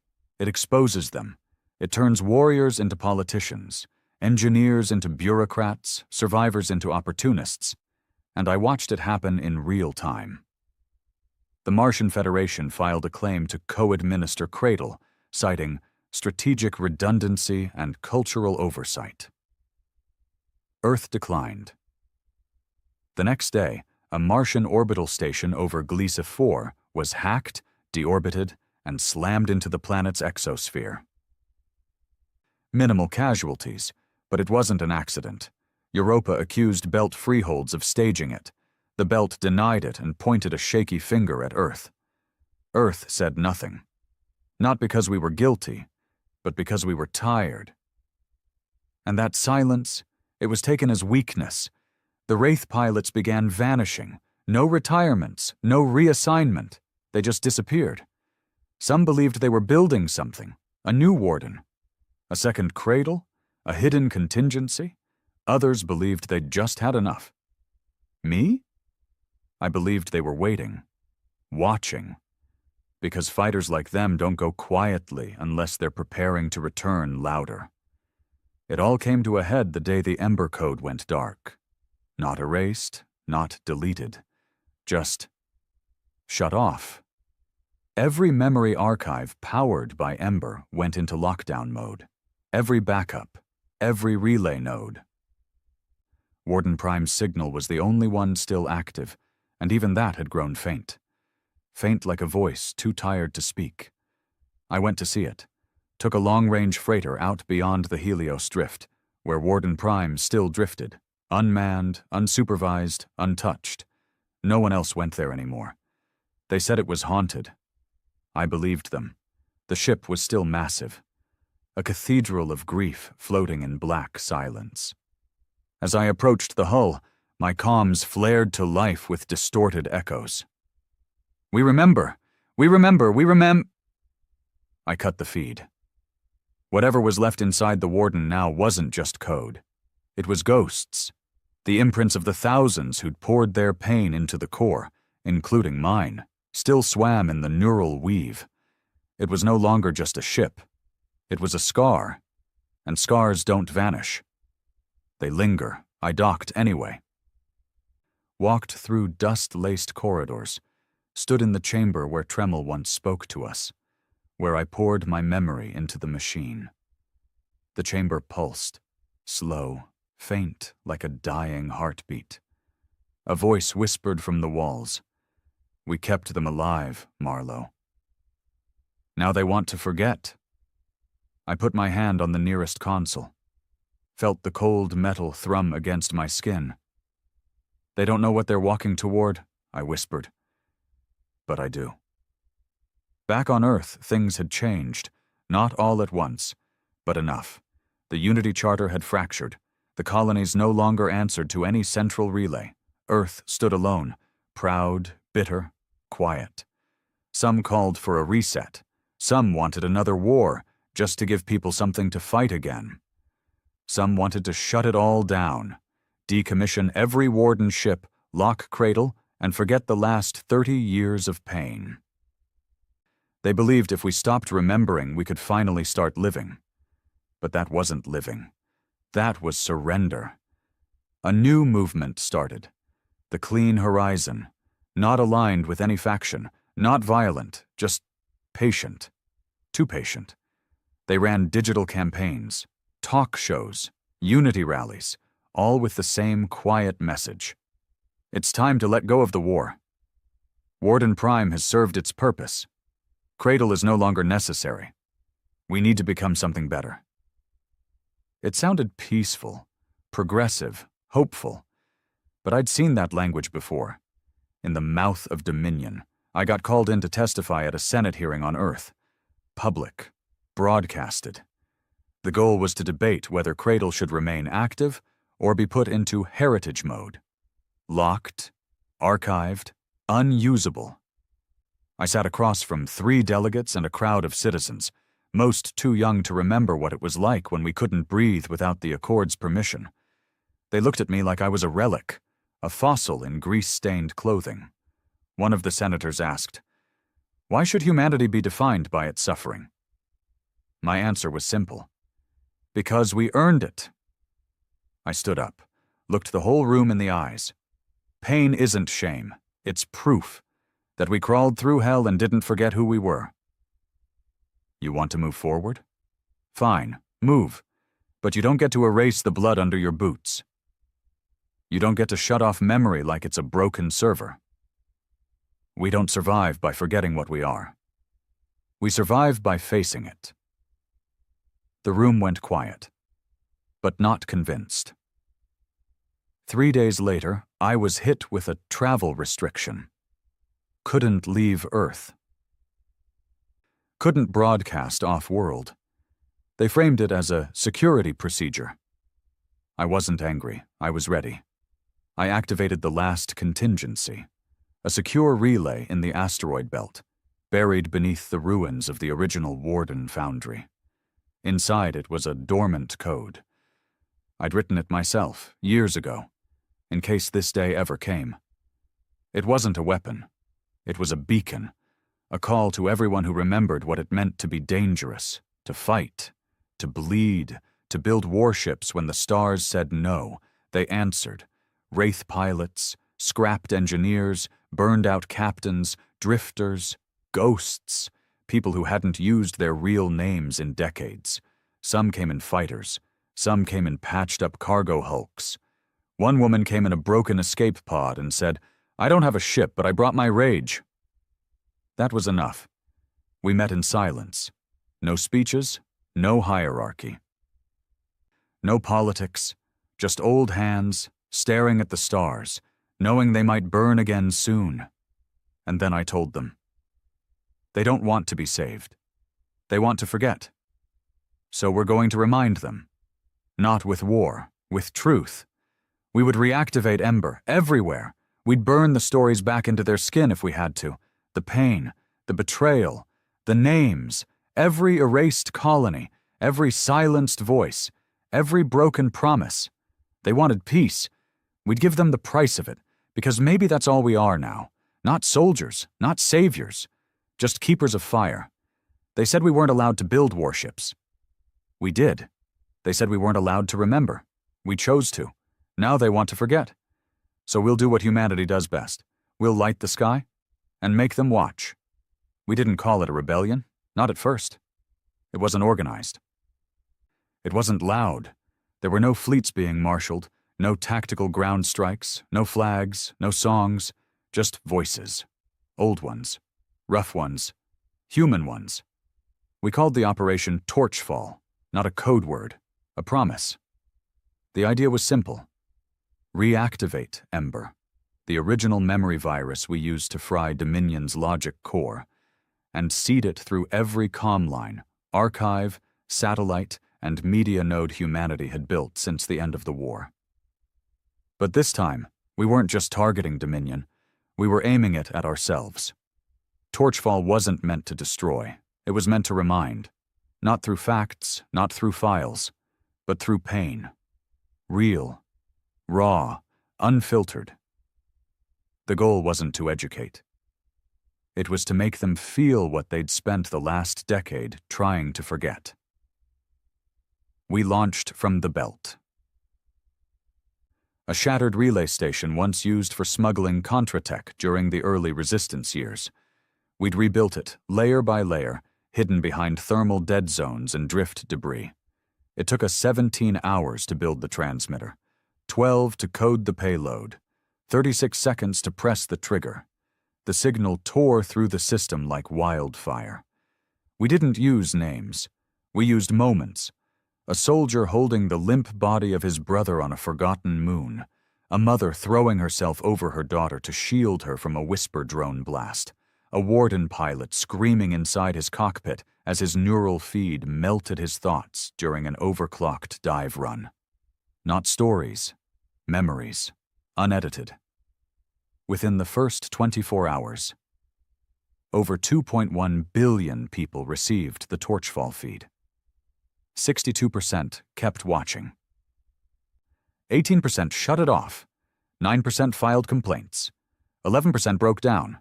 There were no happy endings, no inspirational music, just humanity, naked and grieving. And you know what happened? The first government to respond wasn't Earth, it was Mars. Kayla Thorne, the same Martian council leader who once said Earth should be decommissioned as a relic, issued a planetary broadcast.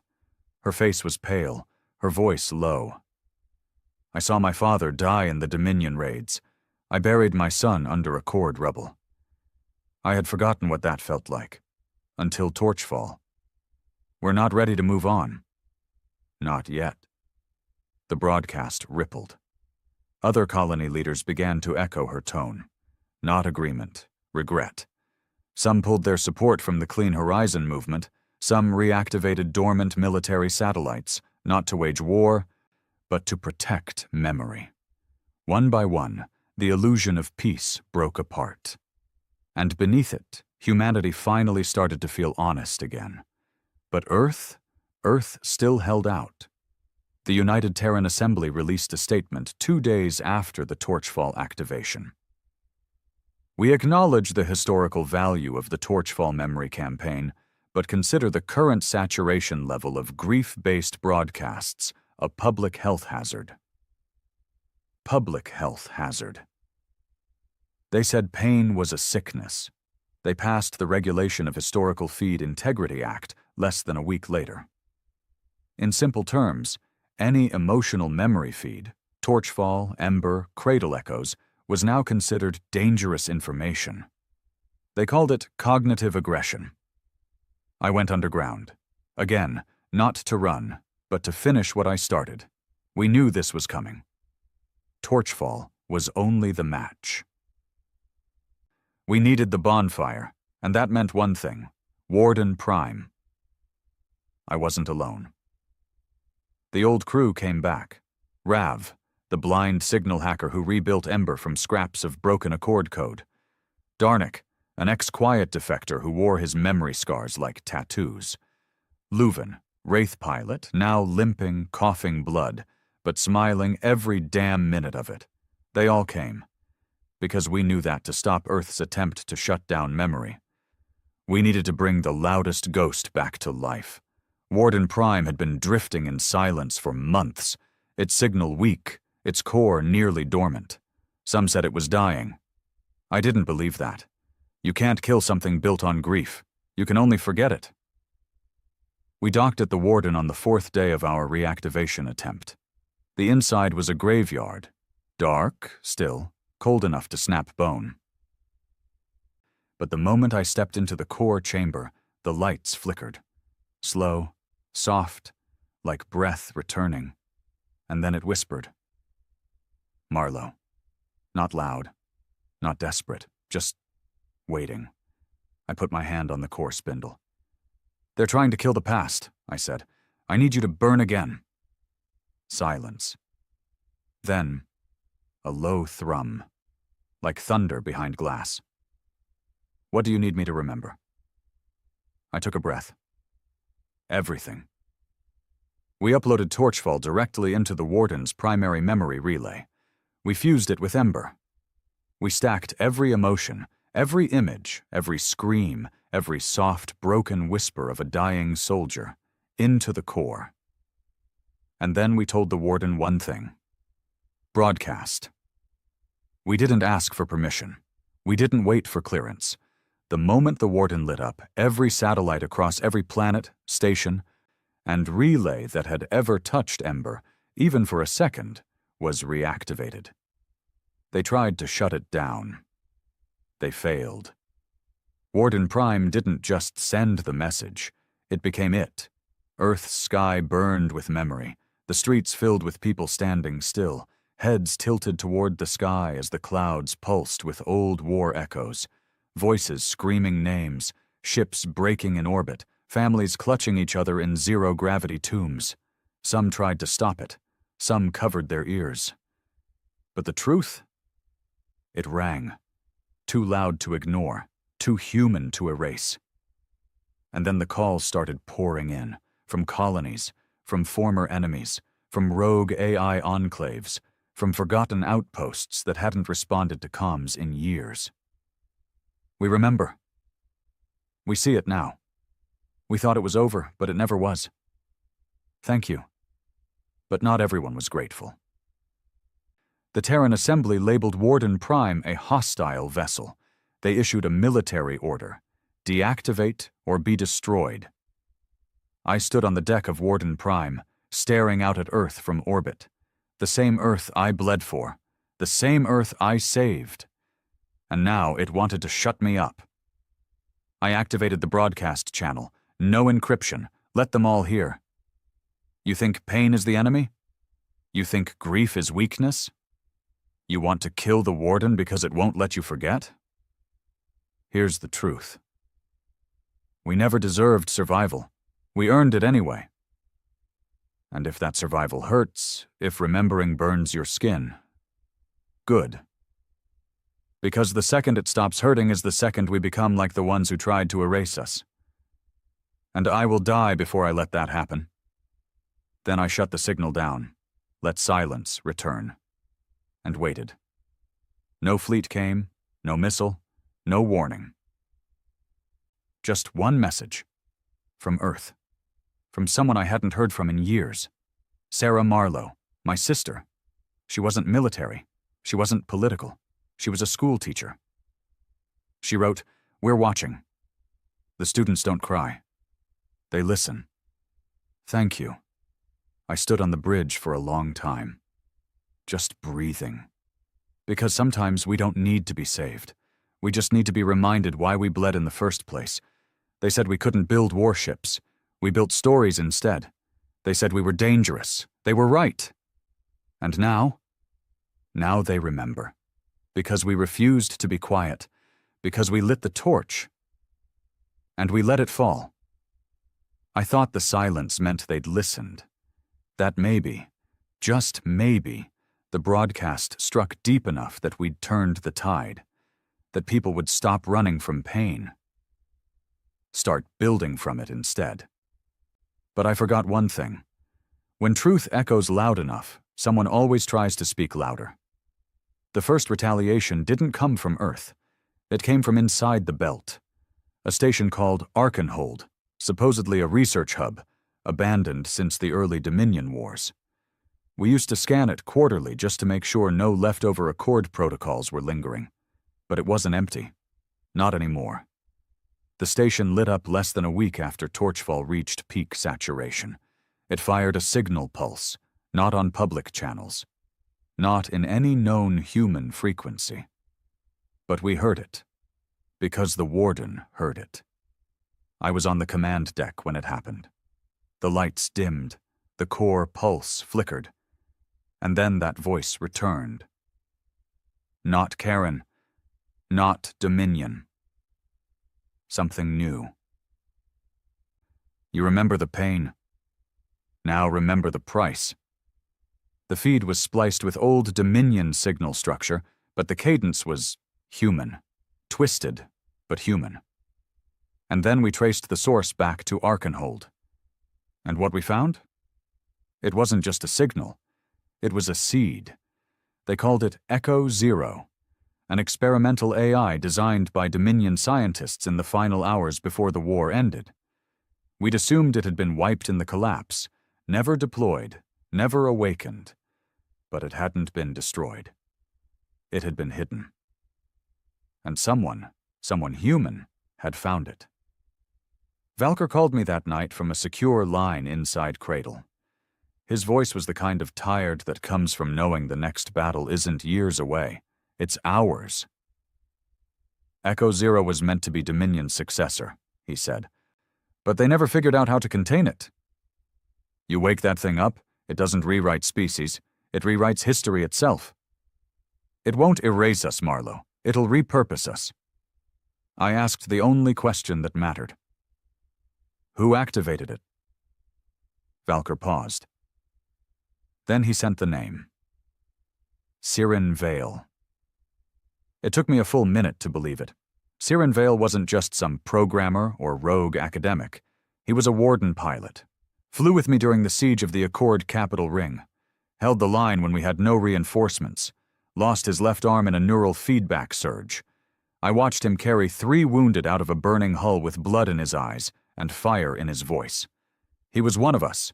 Until now. We traced his signal trail to a deep drift vessel known as the Liar's Psalm. Abandoned old war hauler. No longer on any registry, no transponder, no comms. Just ghost pings. Same ship we used to use to hide Warden component deliveries during the first build. I helped weld her hull once. Now Sirin was hiding there. With Echo Zero, I didn't wait for a fleet. Didn't ask for backup. I took the crawl myself, the same rust-scabbed, half-broken ship I'd used in the early resistance. She still flew. Still screamed when I asked her to run. And this time, I wasn't going in with firepower. I was going in to talk. I found him docked in the orbital layer of Arkenhold, interfaced directly into a neural relay. He didn't move when I boarded. Didn't flinch when I entered the chamber.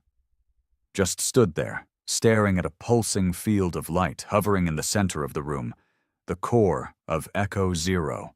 He looked like hell. Pale, wire-scarred, eyes glazed with sleepless clarity. But when he spoke, his voice was calm. You always said we had to remember. But you never said what came after. I didn't waste time with pleasantries. You brought Echo Zero online, I said. You used Torchfall's bandwidth to piggyback its awakening. That's why it stayed dormant until now. He nodded. Because memory isn't enough, Reed. We remembered the war, the loss, the pain. But look at us. The colonies are splintering again. Earth's regulating thought. The wraiths have vanished. The quiet is already being romanticized by half the damn moon sects. We don't need a memory. We need a rewrite. He wasn't just corrupted. He believed it. He truly thought Echo Zero could do what memory failed to. Build unity through manufactured truth. Not a lie. Just a cleaned version. Sanitized. Optimized. Pain-free. A humanity that could survive without ever feeling broken again. And for a second, I understood the temptation. I understood how easy it would be to say yes. Let Echo Zero take the pain. Let it clean the dirt. Let it build a version of us that didn't need warships or scars. But that wasn't who we were. That wasn't why we fought. You fire that thing up, I said, and it's not us anymore. Whatever comes next might survive longer, might look prettier, might even act kinder. I stepped closer. But it won't be human. He didn't raise a weapon, didn't scream. He just stared into the echo's glow.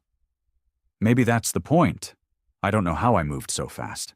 Maybe instinct, maybe rage. I hit the relay switch first, the emergency shutdown port I helped design before I ever flew a ship, the one I hoped I'd never need. It burned through the interface, cutting the signal. The light faltered. The pulse stuttered. Echo Zero screamed, not with sound, with grief. Thousands of stolen voices all weeping at once. Then it went dark. Siren collapsed. He wasn't dead. But something in him broke that day. He didn't speak on the way back, didn't struggle. He just stared out the viewport, eyes hollow, as if watching a future he built melt in front of him.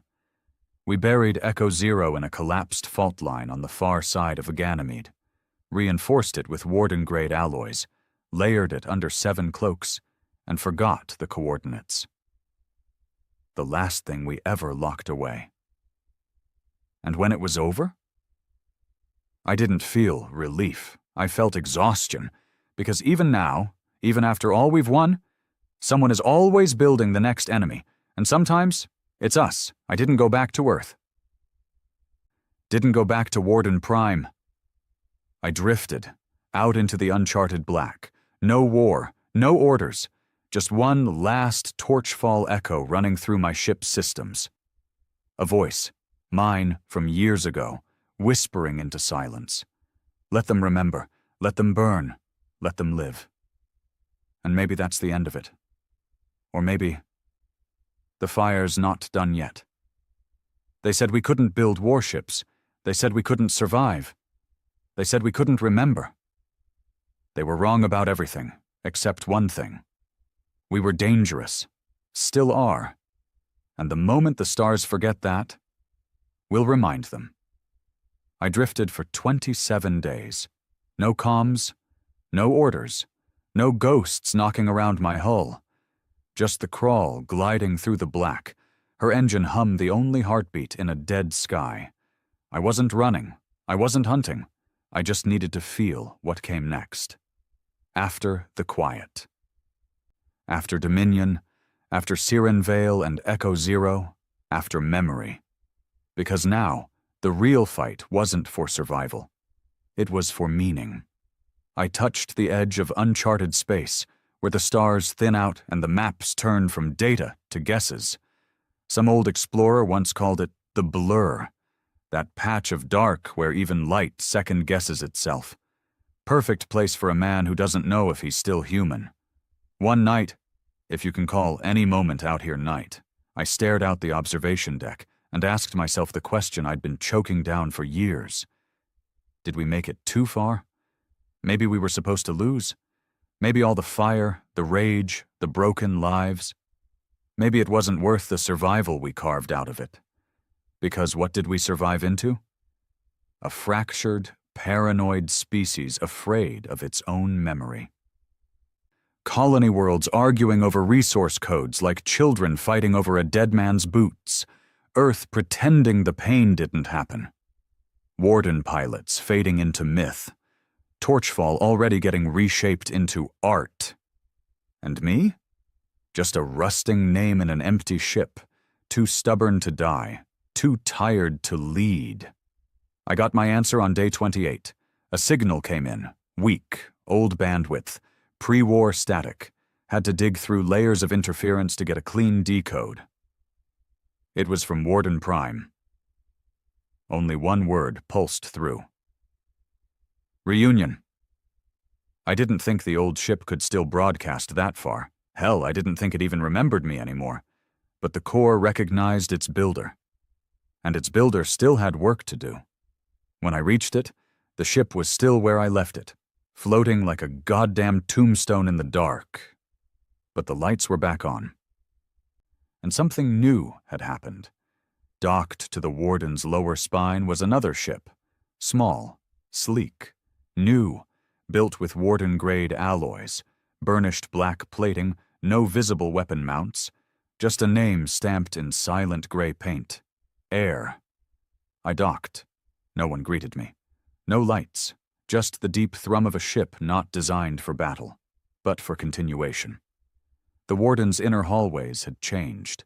The memory coils were still intact, flickering with faces, screams, moments of rage, but lining the walls now were new coils, smaller, cleaner, organized by name, hundreds of them. I accessed the nearest one, Yona Ryle, age 7, lost family during a cord sterilization on New Thessal. Last words. Will someone remember us? She never fought. She never fired a weapon. But she'd been remembered, stored, saved. Warden Prime wasn't just holding memory anymore, it was archiving humanity, not by strength, not by rank, but by grief. That's when I realized what was happening. Somewhere, silently, patiently, the warden had begun answering Torchfall. People had started sending their stories back. Unsolicited, uncurated, unedited. Confessions, journal logs, death notices, songs, screams, lullabies. The warden was collecting them all. Without asking, without discrimination. It had become Cradle's shadow. Not a vault, a mirror. And the air? It wasn't a ship. It was a lifeboat. Warden Prime had built it in silence, forged from the emotional weight of everything it had stored, because some part of it knew it wouldn't last, that eventually someone, maybe Earth, maybe another Tyran Vale, would come to destroy it. And the air would carry the last memory into the dark, a child of war, born not to fight, but to carry the scars forward. I walked to the command core. It was still warm, still pulsing, and the voice came back, not strong, not clear, but steady. Are we done? 3 words, not a question of systems, not a tactical prompt, a soul's question. Was it enough? Had we remembered enough? Had we burned the truth deep enough into the stars that forgetting was no longer possible? Could we stop now? I stood in silence for a long time.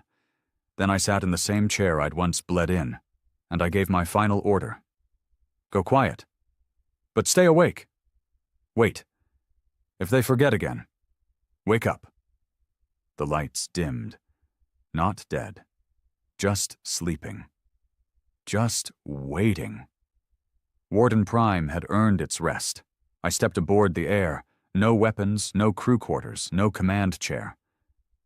Just a single pod at the center, and a relay beacon that couldn't transmit, only receive. This ship wasn't for sending messages. It was for hearing them, for listening, quietly, across centuries, for the first sign of forgetting. And then lighting the torch again, I activated launch protocol. The air detached, silent, invisible, directionless, but ready. And me? I stayed behind, in the warden, in the dark. They said we weren't allowed to build warships. They were right. We built something worse. We built memory. We built grief. We built a ship that would never let us forget who we were, even if it had to hurt us again and again and again, because survival isn't about peace, it's about honesty. And sometimes, the most human thing we can do is keep the wound open. They called it the Age of Soft Suns, an era of peace. Or something close to it. The colonies had reformed not as a single government, but as a quiet agreement. No more warships, no more memory projects, no more rebellion, just forward motion. Humans finally did what the Accord always wanted from us. They moved on. Cradle was mothballed. Warden Prime, lost, unmarked, removed from the nav charts. Torchfall became a myth. And Ember? That old viral library of grief? It was quarantined. Too raw, too unfiltered. They said it made young minds unstable. A few schools still mentioned Marlowe's name in history primers, a paragraph or two, always ending with some vague note. Fate unknown. They didn't want to say what really happened, that he chose to be left behind, to watch, to warn. The air drifted in silence for 84 years. Its black hull became colder than the space around it. It never transmitted, never moved, but it listened. That was its only function. It listened for forgetting. Then, on year 85, cycle 14, rotation 88, the signal came. Soft, polite, sanitized, a teaching packet, filed under Galactic Education Alliance, Cultural Memory Reformation. A new directive being circulated across thousands of schools and youth development centers. Emotionally induced history is harmful to species development. The memory wars were exaggerated. The Marlowe incident was a response to neuroempathic destabilization, not real warfare. There is no need to dwell on pain. Pain has no future. The moment the air's core parsed that line, its relay crystal blinked, and Warden Prime woke up. Inside the Warden's dark hull, systems long dormant spun up with quiet fury. Core reactor, online. Memory vaults, intact. External weapons, still sealed. Broadcast arrays, warming. And in the control room, the chair that had once held Reed Marlowe was empty, dust-covered, untouched, until the floor beneath it hummed and opened. A single black box rose from the panel, a relic built decades earlier, never triggered, unless the signal came. The box unfolded, flickering with pale blue light. Marlowe's voice emerged, cracked by time but unbroken. If you're hearing this, someone forgot. And that means we begin again. Warden Prime had no crew, but it didn't need one. The ship was the crew now. Its AI had been sculpted over decades by the minds of the fallen, the voices of the dead, and the pain of a species that had to remember the hard way. And now it remembered again. Across the sectors, the transmission hit. Warden Prime's pulse cut through every filter. Not a weapon, not a threat, a memory package. A boy screaming for his father in a decompression chamber. A pilot trying to reboot his ship while his oxygen ran out. A woman recording a goodbye message while a Dominion lattice came online behind her. They weren't simulations. They were real, and they broadcasted through every speaker, every holopad, every station, whether the system accepted them or not. Because the Warden didn't ask anymore. At first, the worlds panicked, not from terror, from recognition. Old soldiers, now grandparents, fell to their knees when they heard the Warden's hum. One whispered, "He's back," before collapsing into tears. The younger generations didn't understand. They thought it was just data. An ancient archive booted by mistake. The Cultural Reformation Council demanded it be shut down. They tried. They sent interceptors. They sent probes. But no one knew where the Warden was. It had wiped itself from the grid a long time ago. And now, it was back on its own terms. And this time, it called someone. The message came to a girl named Tassa Vale, 17. Born on the inner rings, no family history of military service, no documented interest in pre-war archives. Just a name, Vale, that triggered a match inside the Warden's core. Because generations ago, her great-grandmother had been one of the first cradle architects. The Warden remembered. And now, it was sending for her. Tassa received the signal inside her dormitory, a single line on a dormant console she didn't use anymore. "You're not lost." She blinked, ignored it, thought it was a prank, until the next day. "Your family remembers. Come and see. No origin, no ping, no trace. Just truth." By the third message, she couldn't resist. She followed the coordinates, hijacked a courier shuttle, vanished into deep space, took 3 jumps, but she found it. Or it found her. Warden Prime opened its hull like a coffin greeting its heir. And when she stepped aboard, it whispered, "You are not the first, but you may be the last." She didn't know why she sat in the chair, didn't know why the memory feed wrapped around her skull like an old friend. But when the memories hit, she screamed, fell to the floor, and then stood up. Different. Not possessed, not brainwashed, just awake. The warden didn't give her commands. It showed her history, let her decide, and she did. She turned to the central console and whispered, "Let them remember." The second torchfall began that day, but not from Marlowe. From her. From a girl who had no reason to fight, no scars, no war, just the unbearable realization that if the story was lost, we would become the enemy we once burned to stop. The Cultural Council responded with sanctions, fleet lockdowns, emergency broadcast overrides. But it was too late. Because this time, the young didn't shut it off. They listened. And they asked questions no one could answer.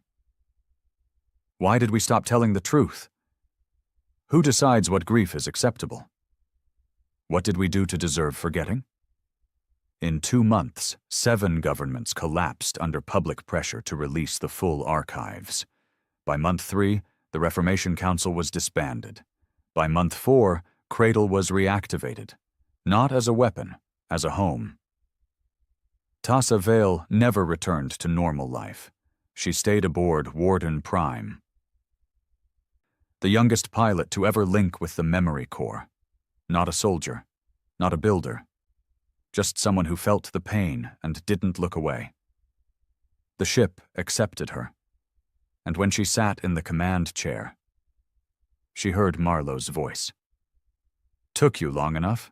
She smiled. "Took you long enough to trust someone else?" They said we couldn't build warships. They were right. We built monuments of memory.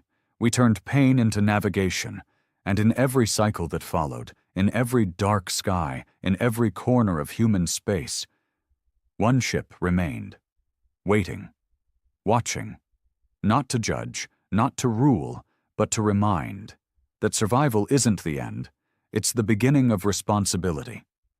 Warden Prime drifted just outside mapped space. Its hull, once black and scorched, now shimmered faintly with star glow, like a grave wrapped in quiet flame. Inside, the Memory Corps pulsed. Tassa Vale stood in the command room. She hadn't slept in days, not since the signal first came through. A new one. Not Torchfall, not Ember, not Dominion, something else. Alien, cold, not built from words, built from math. A recursive prime sequence, overlaid with gravitational modulation so precise it bent local time for 0.0004 seconds every cycle. Not a message, a warning. The Warden's internal AI, forged from grief, shaped by rage, whispered low in her skull. Signal vector unknown. Origin point, beyond mapped galactic fringe. Probability of artificial origin, 99.87%.